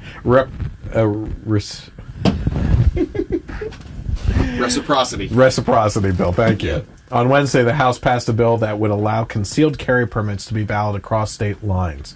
The piece of legislation, called the Concealed Carry Reciprocity Act, also includes new mandates that would tighten background check requirements. Ultimately, the bill passed the House 231 to 198, but the battle isn't over. While the bill was passed by the House, it faces a tougher challenge in the Senate, where a minimum of 60 votes will be required to move beyond a procedural debate motion before a final vote can occur, which would only require a simple majority. So, before we go on, the reason why this is important, and people may not know this, especially if you don't actually own a gun, right? Which is, I have a permit to carry in Pennsylvania, right? But I can't drive up to my in-laws in Massachusetts with that gun on me. As a matter of fact, depending on the state that we're driving through, either the ammunition needs to be in the trunk and the gun unloaded, or the gun needs to be taken apart into pieces. Okay? But each law has their own different requirements. So it makes it really tough, right? Because I think that if you have a carry permit, you should, if you were given that responsibility, you should be able to have that responsibility no matter where you go in the United States. Okay? Now, this brings up an interesting question, though, that I find very interesting. There's always this debate, right? Conservatives, libertarians especially, believe in states' rights. So that would fly in the face of this kind of decision, right? If the state decides that they don't want people coming through with their permits, should they be able to? I personally am self-admittedly conflicted on this. First of all, I think I'm more leaning towards the national carry permit, right? Because if I've been given that responsibility, I think I should be able to go and have that on me, on my person, right? But I also believe in states' rights, so it's like, it's just, but it muddies the water so much, So, anything on that before we go on? I mean, if you're seeking a permit to carry, you're doing that so that you can protect your family and yourself and things like that. So it's kind of hard to think like, okay, you want to go on a road trip and do a vacation or wherever, and all of a sudden you're not able to have that ability to protect yourself and your family because of this state's laws that you're driving through. So we states' rights are real important, but I don't know. I don't know. It's like, this also is one of those topics. It's one of those issues that is very divisive. So when you're going through a state, like, you respect your state's position, and are you expected to respect another state's position as well? And so maybe here's the icebreaker for this. Okay, for me, at least the deal breaker, I should say. No matter what state rights are thrown out there, what supersedes them all is the U.S. Constitution. Okay? And the Second Amendment is there. So I believe this falls squarely within the Second Amendment right, and therefore supersedes state law. That's where I would put that flow of regulation through. Okay? Makes sense. Sometimes I hit a home run, sometimes I can't pronounce reciprocity. Jerry Nadler, a Democrat and ranking House Judiciary Committee member, stated the obvious solution to the varying state laws is to continue to do what is currently done by many states, which is to choose which other state permits they will recognize. Some states, including my state of New York, have chosen not to recognize permits issued by any other state. Most states, however, have chosen to recognize permits from at least some other states, basing the choice on the strength of the standards employed by other states. We should not disregard these determinations, which is what this bill would do. So, that kind of goes into everything I was talking about before. Maybe it's tough because, listen, you have to almost walk back through the process, right? So let's go back to the process of actually gaining a permit, right? Mm-hmm. So what he's saying here, this Democrat is saying, is the reason why some of these permits are not recognized in other states is because there are looser restrictions on how that person is able to get their gun, right? Or carry it on them.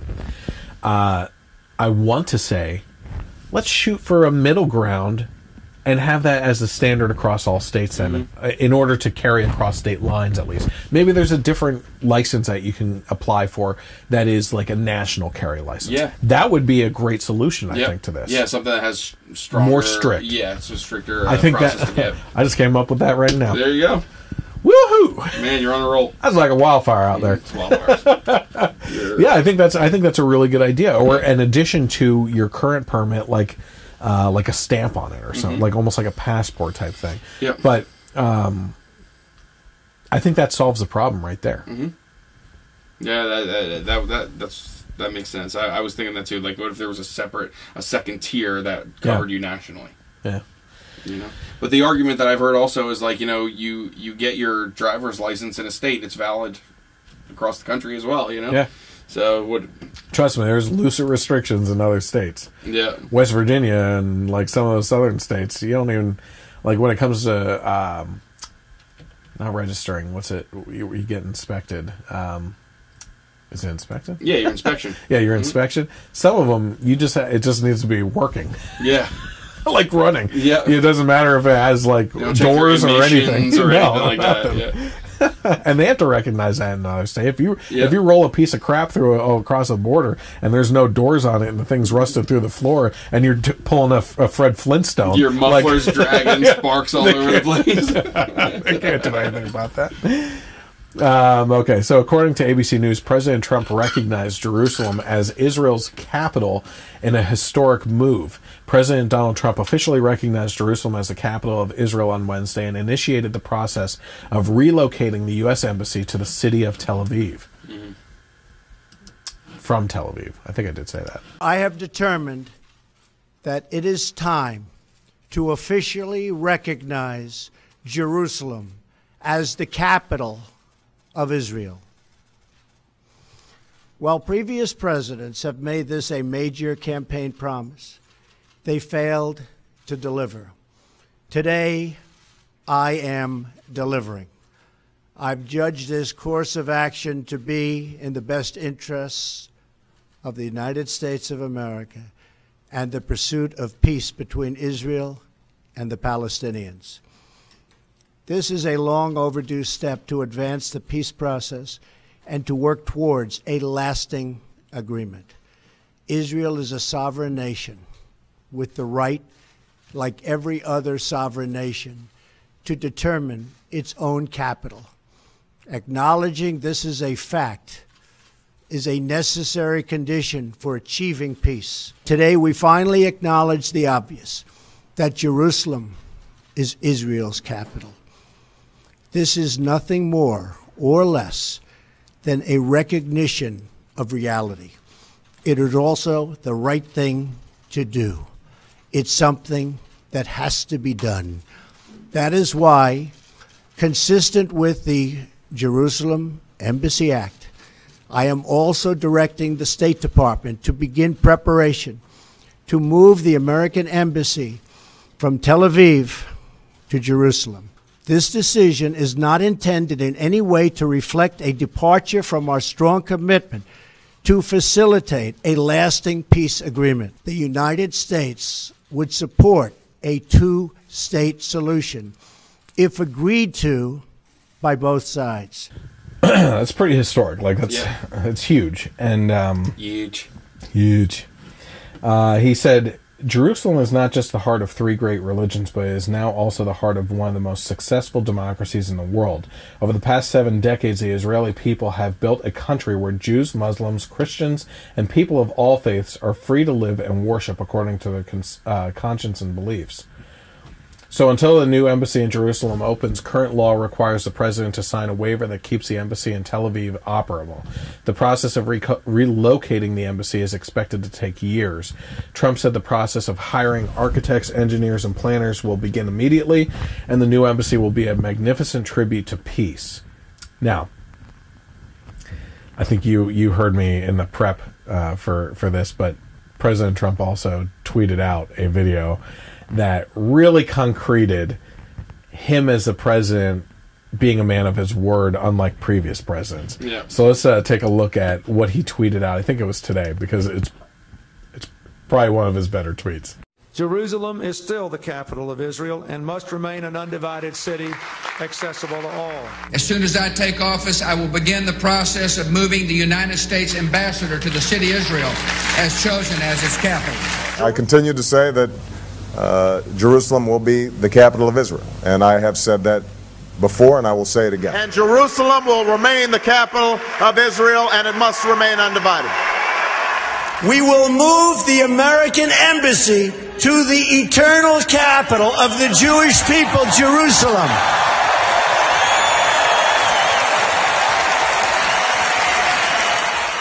Therefore, I have determined that it is time to officially recognize Jerusalem as the capital of Israel. While previous presidents have made this a major campaign promise, they failed to deliver. Today, I am delivering. I've judged this course of action to be in the best interests of the United States of America and the pursuit of peace between Israel and the Palestinians. This is a long overdue step to advance the peace process and to work towards a lasting agreement. Pretty phenomenal. Yeah. Pretty cool. It's pretty awesome. So Clinton, Bush, and Obama all said that they would do it, never followed through on it. It was symbolic in nature, basically. That's about it. They weren't men of their word. It was a talking point. Yeah, it was a talking point. Yeah. And on top of that now, so if there's any liberals that are truly pissed off at this decision, where were you when they were saying that they were going to do it, but they never followed through with it, right? It's just insane. Yep. And, to that point, too, one of my favorite world leaders is Netanyahu. Yep. I think he is a bulldog in the sense that he is a modern Winston Churchill for his people. Yep. Pretty phenomenal. Like, I would be ecstatic to have him as a representation of me, Yep. But a number of world leaders, including Pope Francis, go figure, spoke out against the decision on Wednesday. Francis's comments came during a previously scheduled meeting with a Palestinian delegation of religious and intellectual leaders before Trump's address. So he had some stuff to say about that. I think some of the other presidents around the world had some bad things to say. But listen, it's like, how long are we going to kowtow to not pissing off or upsetting countries that don't even like us anyway? Yep. You know what I mean? Like, Israel's the most hated in the Middle East, and we're right behind them because we support Israel. Yep. Right? So it's just ridiculous. And this was an awesome decision. And That's again, it's where was all this dissent when Obama said it and Bush said it and Clinton said it? Yep. It's all just because nobody likes Trump. That's what it is. Absolutely, yeah. I mean, it really, like, you think about all your liberal friends that post all this stuff about it, and Vox and the Huffington Post. If Obama decided to move the embassy, would we hear anything? No. It would be, here's another picture of my dinner and my girls. Like, that's it. Oh, boy. Okay, so where are we at? We're just going on 2 hours of broadcast here. But here's our main topic for the night. Okay. The Supreme Court this week heard the arguments in the case of Masterpiece Cakeshop versus Colorado Civil Rights Commission in regards to religious liberties of business owners and their right to not participate their business practices in things that go against their religion. In 2012, Colorado baker Jack Phillips refused to design a custom wedding cake for a same-sex couple, citing his Christian faith. The couple filed a lawsuit, and the ensuing legal battle has raged for more than 5 years. By the way, we're not done after this. We have your topic yet. I forgot about that. We'll do it right after this. No problem. They were asking me to make a cake that would celebrate a view of marriage that goes against the core values of my faith's view on marriage, he explained. Kristen Wagner, a an attorney with the Alliance Defending Freedom, who's representing Phillips, noted that he offered to sell the couple anything else in his shop or to design a cake for them for another occasion. It was simply the event and the message that they were asking for at this time, Wagner said. She said this case is about more than wedding case. It has major implications for all creative artists. So she said, the same law that applies to Jack and forces him to violate his conscience applies to an atheist singer who would have to perform at an Easter religious service, or a Catholic filmmaker that would have to promote the Church of Scientology, or an oil painter that would have to paint a portrait of Muhammad and violating their convictions. Phillips said Masterpiece Cakeshop has been forced to surrender their wedding cake business, which made up about 40% of their income. They have also lost more than half their employees and still receive harassment and death threats to this day. I was just going to bring this up on my own, but it's actually in here. Justice Gorsuch, during the argument, pointed out, as I understand it, Colorado ordered Mr. Phillips to provide comprehensive training to his staff, and it didn't order him to attend a class of the government's own creation or anything like that, but to provide comprehensive staff training. Why isn't that compelled speech and possibly in violation of his free exercise rights? Because presumably he has to tell his staff, including his family members, that his Christian beliefs are discriminatory. So Colorado actually stepped into this case, and that's why it's gone up to the Supreme Court, and told him that you're wrong on your belief system. And not only are you wrong in that we're forcing you to serve against your will, things that you disagree with, but we're going to also tell you to train your staff, which also includes your family members, that your faith is wrong. That is messed up. That is extremely messed up.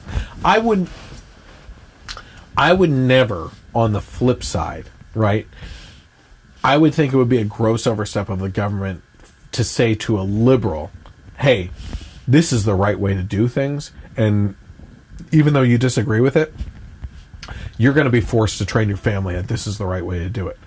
The constitutional, conservative, libertarian way of going about things is there's a set of laws to abide by and everything. But by and large, we just want to be left alone. You know what I mean? Do what you will. It's a free country. Just don't force us to do anything with you. Or whatever you're doing, don't allow it to affect our lives negatively. Right? That's essentially the basis of the argument on our side. Limited government and freedom. Right? So, what's interesting about this is that there were other examples of things that he has not served. Have you heard of this? He refuses to make Halloween cookies and cakes and stuff like that because he believes that Halloween is a celebration of evil. So the guy is completely consistent across the board with things, right? He has even said, and I think they mentioned it briefly there, listen, you can take any of these cakes that are already made here and use it if you want. Right? It wasn't made specifically for their wedding in that case. You can have it. You can buy that and you can take it. I'm just not going to make a cake that is for a gay wedding. You know? It goes against my beliefs. One of the examples used by one of his attorneys was, I don't know if it was him that did it, Masterpiece Cakeshop, or if it was another case, but there was a cake that was requested to be made to look like the Bible, and on it was written homosexuality is wrong, or sin, or something. Or it could have said homosexuality is disgusting. And the baker refused to make it. I believe across the board you should have the right to say no to things that you disagree with. And putting your ability and talent into that. Okay? Imagine a super progressive, liberal, leftist bakery, and I go in there on a week before Trump's inauguration, saying I want to have a huge party because I'm a huge Trump supporter, and I want a Trump cake. Make me a Trump cake. Are they going to make me a Trump cake? No, they're not going to make me a Trump cake. No. And we also talked about this the other day about the coffee shop. Remember the coffee shop? The guy who refused to sell coffee didn't even want them in the store for because the folks that were outside doing stuff. handing out religious flyers, not even talking about their religion in there, like selling him coffee would and not talking about the coffee shop either. They weren't bad-mouthing him. That guy selling them coffee would not be a celebration of their religion in the same way that this guy making the cake would be a celebration of a gay wedding. Yeah, you know what I mean? And he refused to I think you just battled your own point there. No, I'm not. I'm saying that he was in his right to refuse the service. Yeah, we talked about that. We said, as much as we don't agree, it's his shop. And he was an idiot. It's his shop. He can do what he wants. Yeah. Not an idiot that he wasn't serving them. He was just flamboyantly arrogant. Oh, yeah. Yep. About it, Yep. like if you don't want, and there hasn't been a case yet, okay, and I'm sure if you're watching, point me to one and prove me wrong, okay, where the owner of the shop was malicious with intent, and nasty, about it, okay. In the majority of cases, they offered their services and products to these people. Who were discriminated against, basically, for any other occasion, as long as it wasn't a celebration of what they consider a sin. Okay. Yep. And why they were would also you even want why would you want a cake from a baker that doesn't agree? I kind of think that you don't. Yeah. I think it's more in regards to making a statement. Yeah. Yeah. Okay. But back to my point real quick here. No, I lost my point. What was I talking about? Oh, I hate you.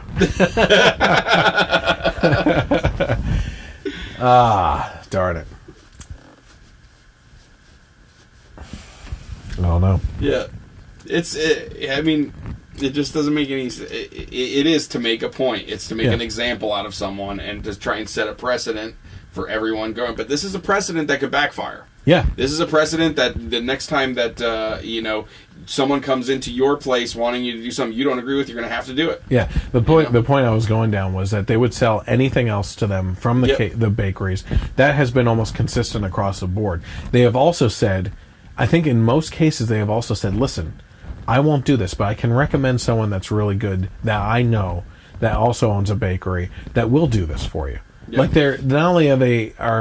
they're not just like, no, I don't do that. Get out of my shop. Like, you have crossed the line. I put salt along the door frame there. You shouldn't have been able to get over it anyway. Yeah, right. like there's none of that, right? It's all like very polite. I'm sorry, I can't do that. That's against my religious beliefs. But I can sell you anything else in here, and I can recommend someone. But no, it's not good. It's not good enough. Yep. Right. So it gets to be ridiculous. The point being, too, that it's a matter of perception, and I think first of all, there are those people that are trying to make a point, okay? That are trying to make a statement, trying to sue the pants off, trying to put Christians out of business. Yep. That's what it really is about, okay? And then there's those that just have an ignorance on religion too, right? Which is, they feel, it's all about me. They hate me. They hate me because I'm gay. You know what I mean? Yeah. And that's not the case. As a matter of fact, it's the opposite. It's that they love you, okay? But they love God so much more than anything that they are willing to sacrifice making money off of you because of their religious beliefs. Yep. It's a love for God, not a hate for you. Yep. Right? Those are two different things. Yep. And the left is unable to grasp that concept because it can't grasp religion anyway. Yep. So it's hard to argue a point with someone on the importance of religion and the aspects of faith when they can't even grasp what that is. So how do you have an argument with that person? Yeah. They're not going to agree with you because they can't understand it. They can't form the conversation for it, right? It's just ridiculous. Yeah. But it is very important because, like you were saying, like, listen, right now I have clients myself for what I do, and I'm not going to mention what I do. Yeah. But it's a lesbian couple. And they would probably think that I'm extremely liberal because we get along so great. Right? Yeah. But the woman, the one, owns a screen printing company for T-shirts, right? Yep. And if I were to go to her and say, "Hey, listen, putting together this great event this weekend. It's a rally. It's a 5K, right? Because I can't do a 10. Yeah. Being honest, I can't even do a 5. I'm just saying. But I'm putting together some events, and it's going to be really fun. It's Run Away from Gays, right? And that's the event. I want you to print up a bunch of T-shirts. I fully expect her to say no, and I would be, from an outside situation, perfectly fine with that. Yeah. Okay. She has every right to deny that because it personally affects her. Yeah. How would you feel designing that, printing it, like actually putting everything together? It's gonna collecting your dirty money. Yeah.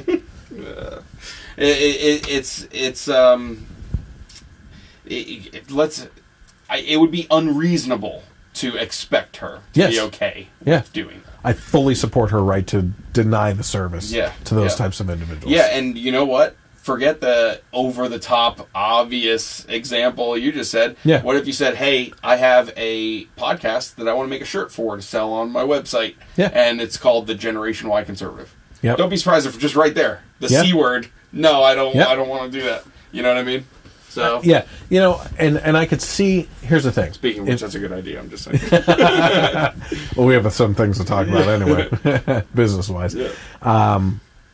Speaking of that, though, right off the bat, if I were caught off guard by something like that, right? Mm-hmm. If I just went into a shop not knowing the preferences in sexual, political, or anything of the business owners, and I asked for something like that to be done, right? And I just said, hey, I just want this T-shirt printed up for me to wear on my podcast, right? Because it promotes my podcast. And they said no, because it went against their beliefs, whatever those beliefs are. Mm-hmm. I think at first I would be pretty furious. Okay, I would be caught off guard. I'd be like, "What?" You know? Yeah. But there's a cool off period, right? That you have to go through in order to look into the lawyers to hire and what you're going to do and how you're going to pursue this and how you want to sink that business. That's a long period of time that you have to cool off on the situation and find something else to get it done, right? Another business that would do it. Mm-hmm. That shows intent to me that these people are out to destroy Christian businesses. Yeah, that's also a lot to go through to where you eventually get to the point like, Jesus, this is a waste of time. Yeah, it is. This is like way too much to deal with. I'm just going to get another baker. Yeah. You know, no,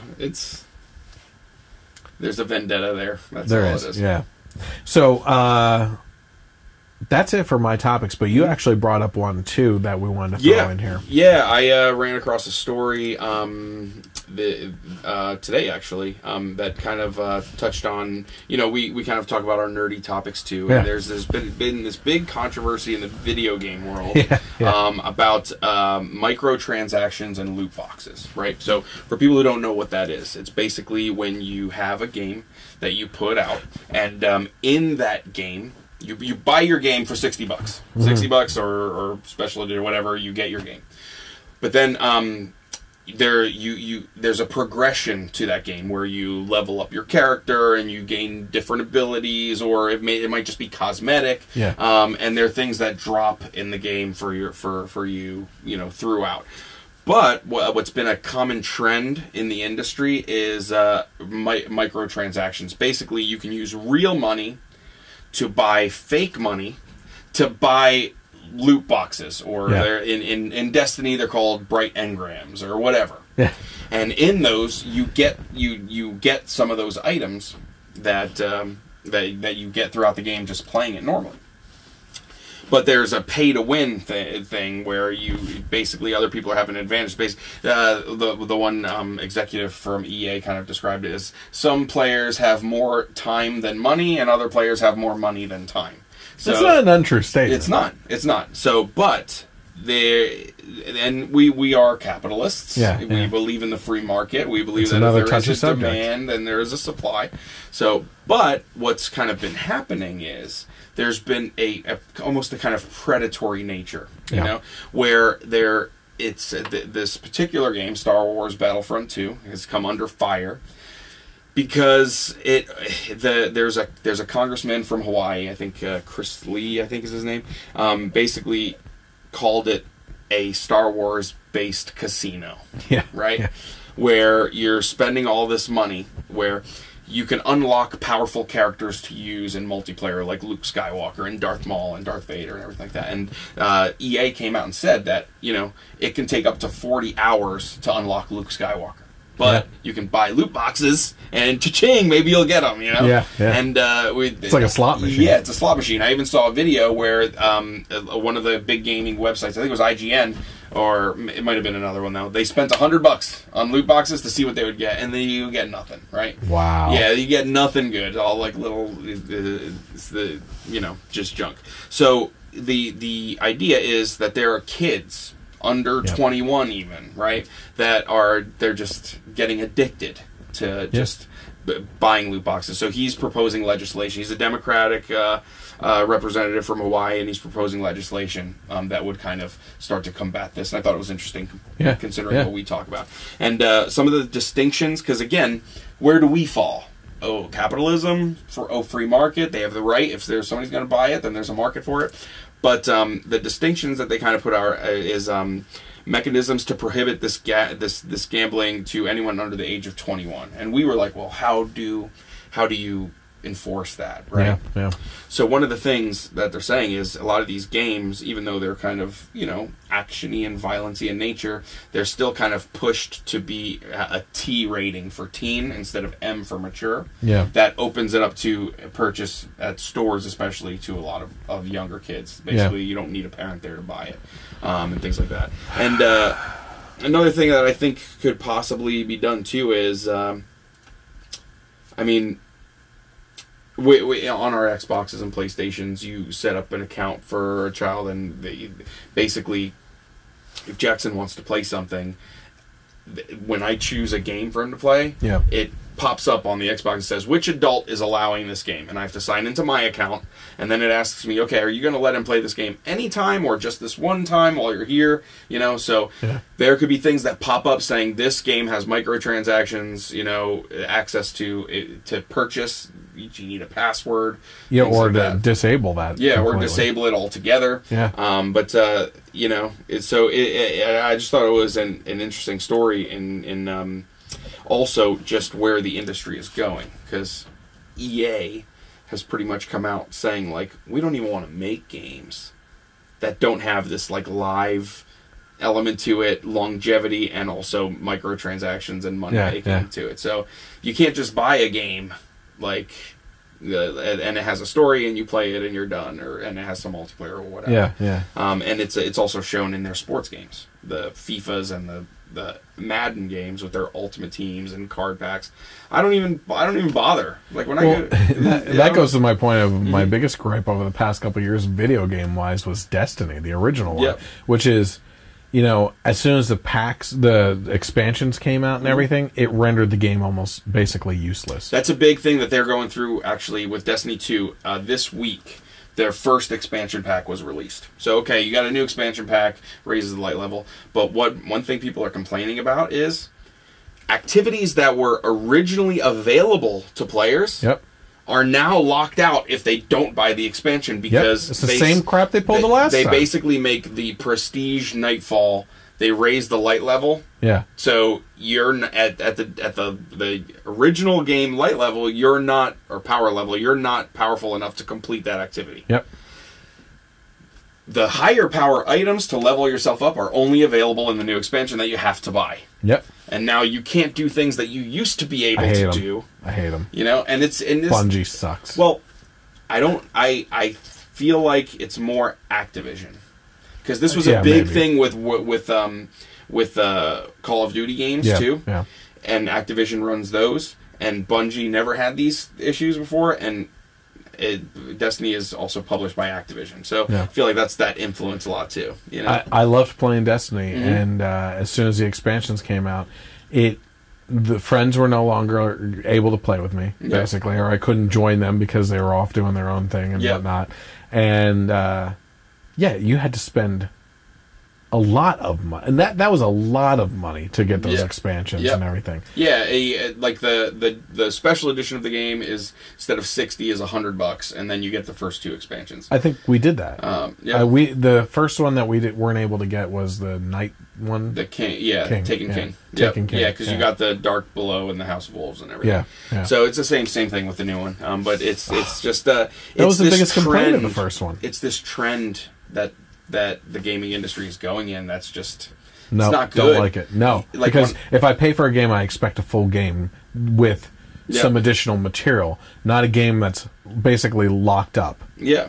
And pay to proceed into it. Yeah, like when I would go into like the store on Xbox or PlayStation or whatever and like look up Madden, and I see the game, and then I just see $20 worth of this currency, 50, 100, 200, blah, and I see all that, and then I'm just like, I don't even want to play this. Nope. Yeah. You know, I was telling you before, I mean, I was a huge Halo fan. Me and my brother and friends, Halo 1, 2, and 3, it was the best game, which was Bungie also. Yeah. But like, it's like since 343 took over and it's Halo 4, then it's like, I go into Halo 5 and it's like, oh, purchase this, purchase that. I'm like, I just want to play. I don't want to like purchase all this stuff. So even though I kind of looked at this story as, especially seeing the distinctions, like they weren't really against, you know, they said you could have your microtransactions, you can have your loot boxes, but there have to be these things protecting children and things like that. So I didn't see it as against the free market, you know. Yeah. And I kind of saw it as a common ground story, you know, like kind of like what this Democrats doing, you know. Yeah.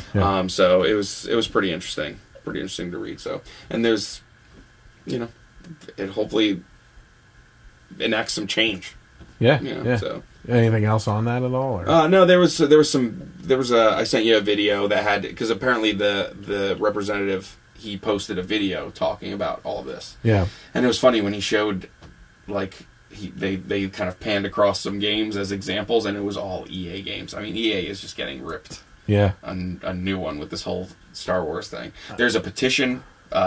Disney had to step in and said, listen, we don't like the publicity we're getting from this. They took the loot boxes out completely until they fix it or whatever. Yeah. And now there's a petition to Disney to revoke EA's license of the Star Wars games, which are like over 100,000 people have signed already. Yeah. So it's interesting to see where it'll go. So that's crazy. Yeah. So the government stepping in for the video game industry. Yeah. All right. Well, anything else happening out there that topics we may have missed for the week? I mean, it was a big week. Yeah. I mean, going to movie reviews, just real briefly, we talked about reviewing Dunkirk, but we never got around to it. Yeah. I saw it. Fantastic. You know, if you get around to it, you check it out. I'm going to be watching it probably tomorrow night then. And it's an hour and 40 minutes. Like, it's not this big, long thing, and it's a different kind of World War II movie. I will say, watching it last night, I kind of realized that halfway through, you know, it takes place on the English Channel. This was stuff that was in the trailers too. Either a ship's getting sunk by bombers, you know. Yeah. And I halfway through realized I'm watching this on the anniversary of Pearl Harbor. I'm like seeing these guys stuck in boats, and I'm just thinking of that. It was kind of surreal too. So, yeah. But really, really good. So. You know, speaking of good movies and stuff, I watched one on Netflix. I think it was called The Babysitter. Yep. Did you watch that? No, I saw it, but I didn't. It's worth the watch. It is a crazy, insane, humorous. Like it's this. It's such a great mix of like the stuff that you would love. Yeah. Trust me, it's a really good movie, and it's really good. I'll just leave it at that. One I'm looking forward to this weekend, I'm probably going to try and get to this weekend, is the Disaster Artist. You hear about that? It looks funny. Have you seen The Room? No. You know what The Disaster Artist is based on, right? No, not really. So it's based on the worst movie of all time, The Room. Okay. So it's widely known as the best worst movie. There are midnight showings. It's the worst acting. And so this is the story of the guy who made The Room and the making of that movie. Okay. If you haven't seen The Room, you got to see The Room. I probably should. Is it a long movie? No. Well, it's like maybe an hour and a half, 2 hours, but I've always seen clips of you on YouTube of the worst acting parts, and it's unbelievable. Right? Is the guy still alive? Oh yeah, Tommy Wiseau, and he's been on some of the shows with James Franco lately, and it's pretty funny. But he is Nobody knows what country he's from. He says he's from New Orleans. Like, he's clearly from, like, Poland or something. Oh, and nobody knows how old he is. He's like this mystery man, you know? And, yeah, so watch The Room first. Okay. Then watch The Disaster Artist. It's so good. Yeah. That's crazy. Yeah. All right, well, listen. Crazy week. Lots of things going on. Lots of huge things. Yep. Like, these were all really...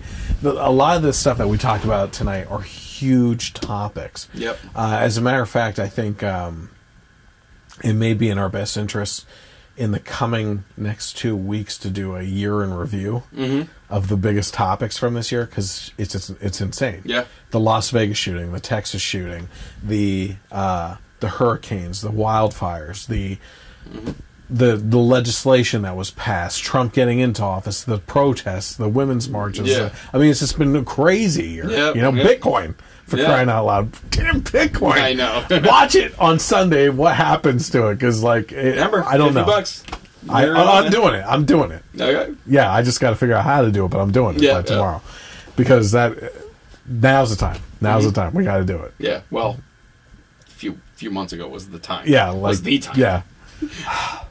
Now's the time, hopefully. Yeah. Yeah. Fingers no, crossed. no, look at it. If you look, $50. Yeah. I can afford to lose $50. You know what I mean? Mm-hmm. I could really afford a lot more if it takes off. Yeah. You know what I mean? Yeah. So listen, I appreciate everybody tuning in and going over these topics with us and everything. If you're watching right now, you may have been watching on Facebook Live. I encourage you to go to the Facebook fan page and like the page, and then also get notifications from it so that you know when we go live. You can also find me on Twitter at GenYConservative. Have you set yours up yet? Not yet, no. Okay. Well, we're working on that. I'll get to it. We also have the YouTube page, so just search for the Generation Y Conservative, hit subscribe, and get the bell notification to be notified when we publish videos, whether it's full podcast, parts of the podcast, or even our movie reviews that we get to as well. Also, if you're interested in the audio version of the podcast only, you can go to iTunes and search for it on iTunes. It's the Generation Y Conservative Podcast by KLRN Internet Radio, and you can subscribe to the podcast in the iTunes store. And you can also listen to the broadcast on Sundays from 3 to 6 p.m. On KLRN Internet Radio as well. But listen, it's been a crazy week. We're coming up on the holidays. Things are crazy. I know you and I personally have crazy lives, especially business-wise. Yep, for sure. Just getting to sit down and do this stuff is a process in and of itself. But listen, we'll be back soon, next week. So have a great night, and God bless America.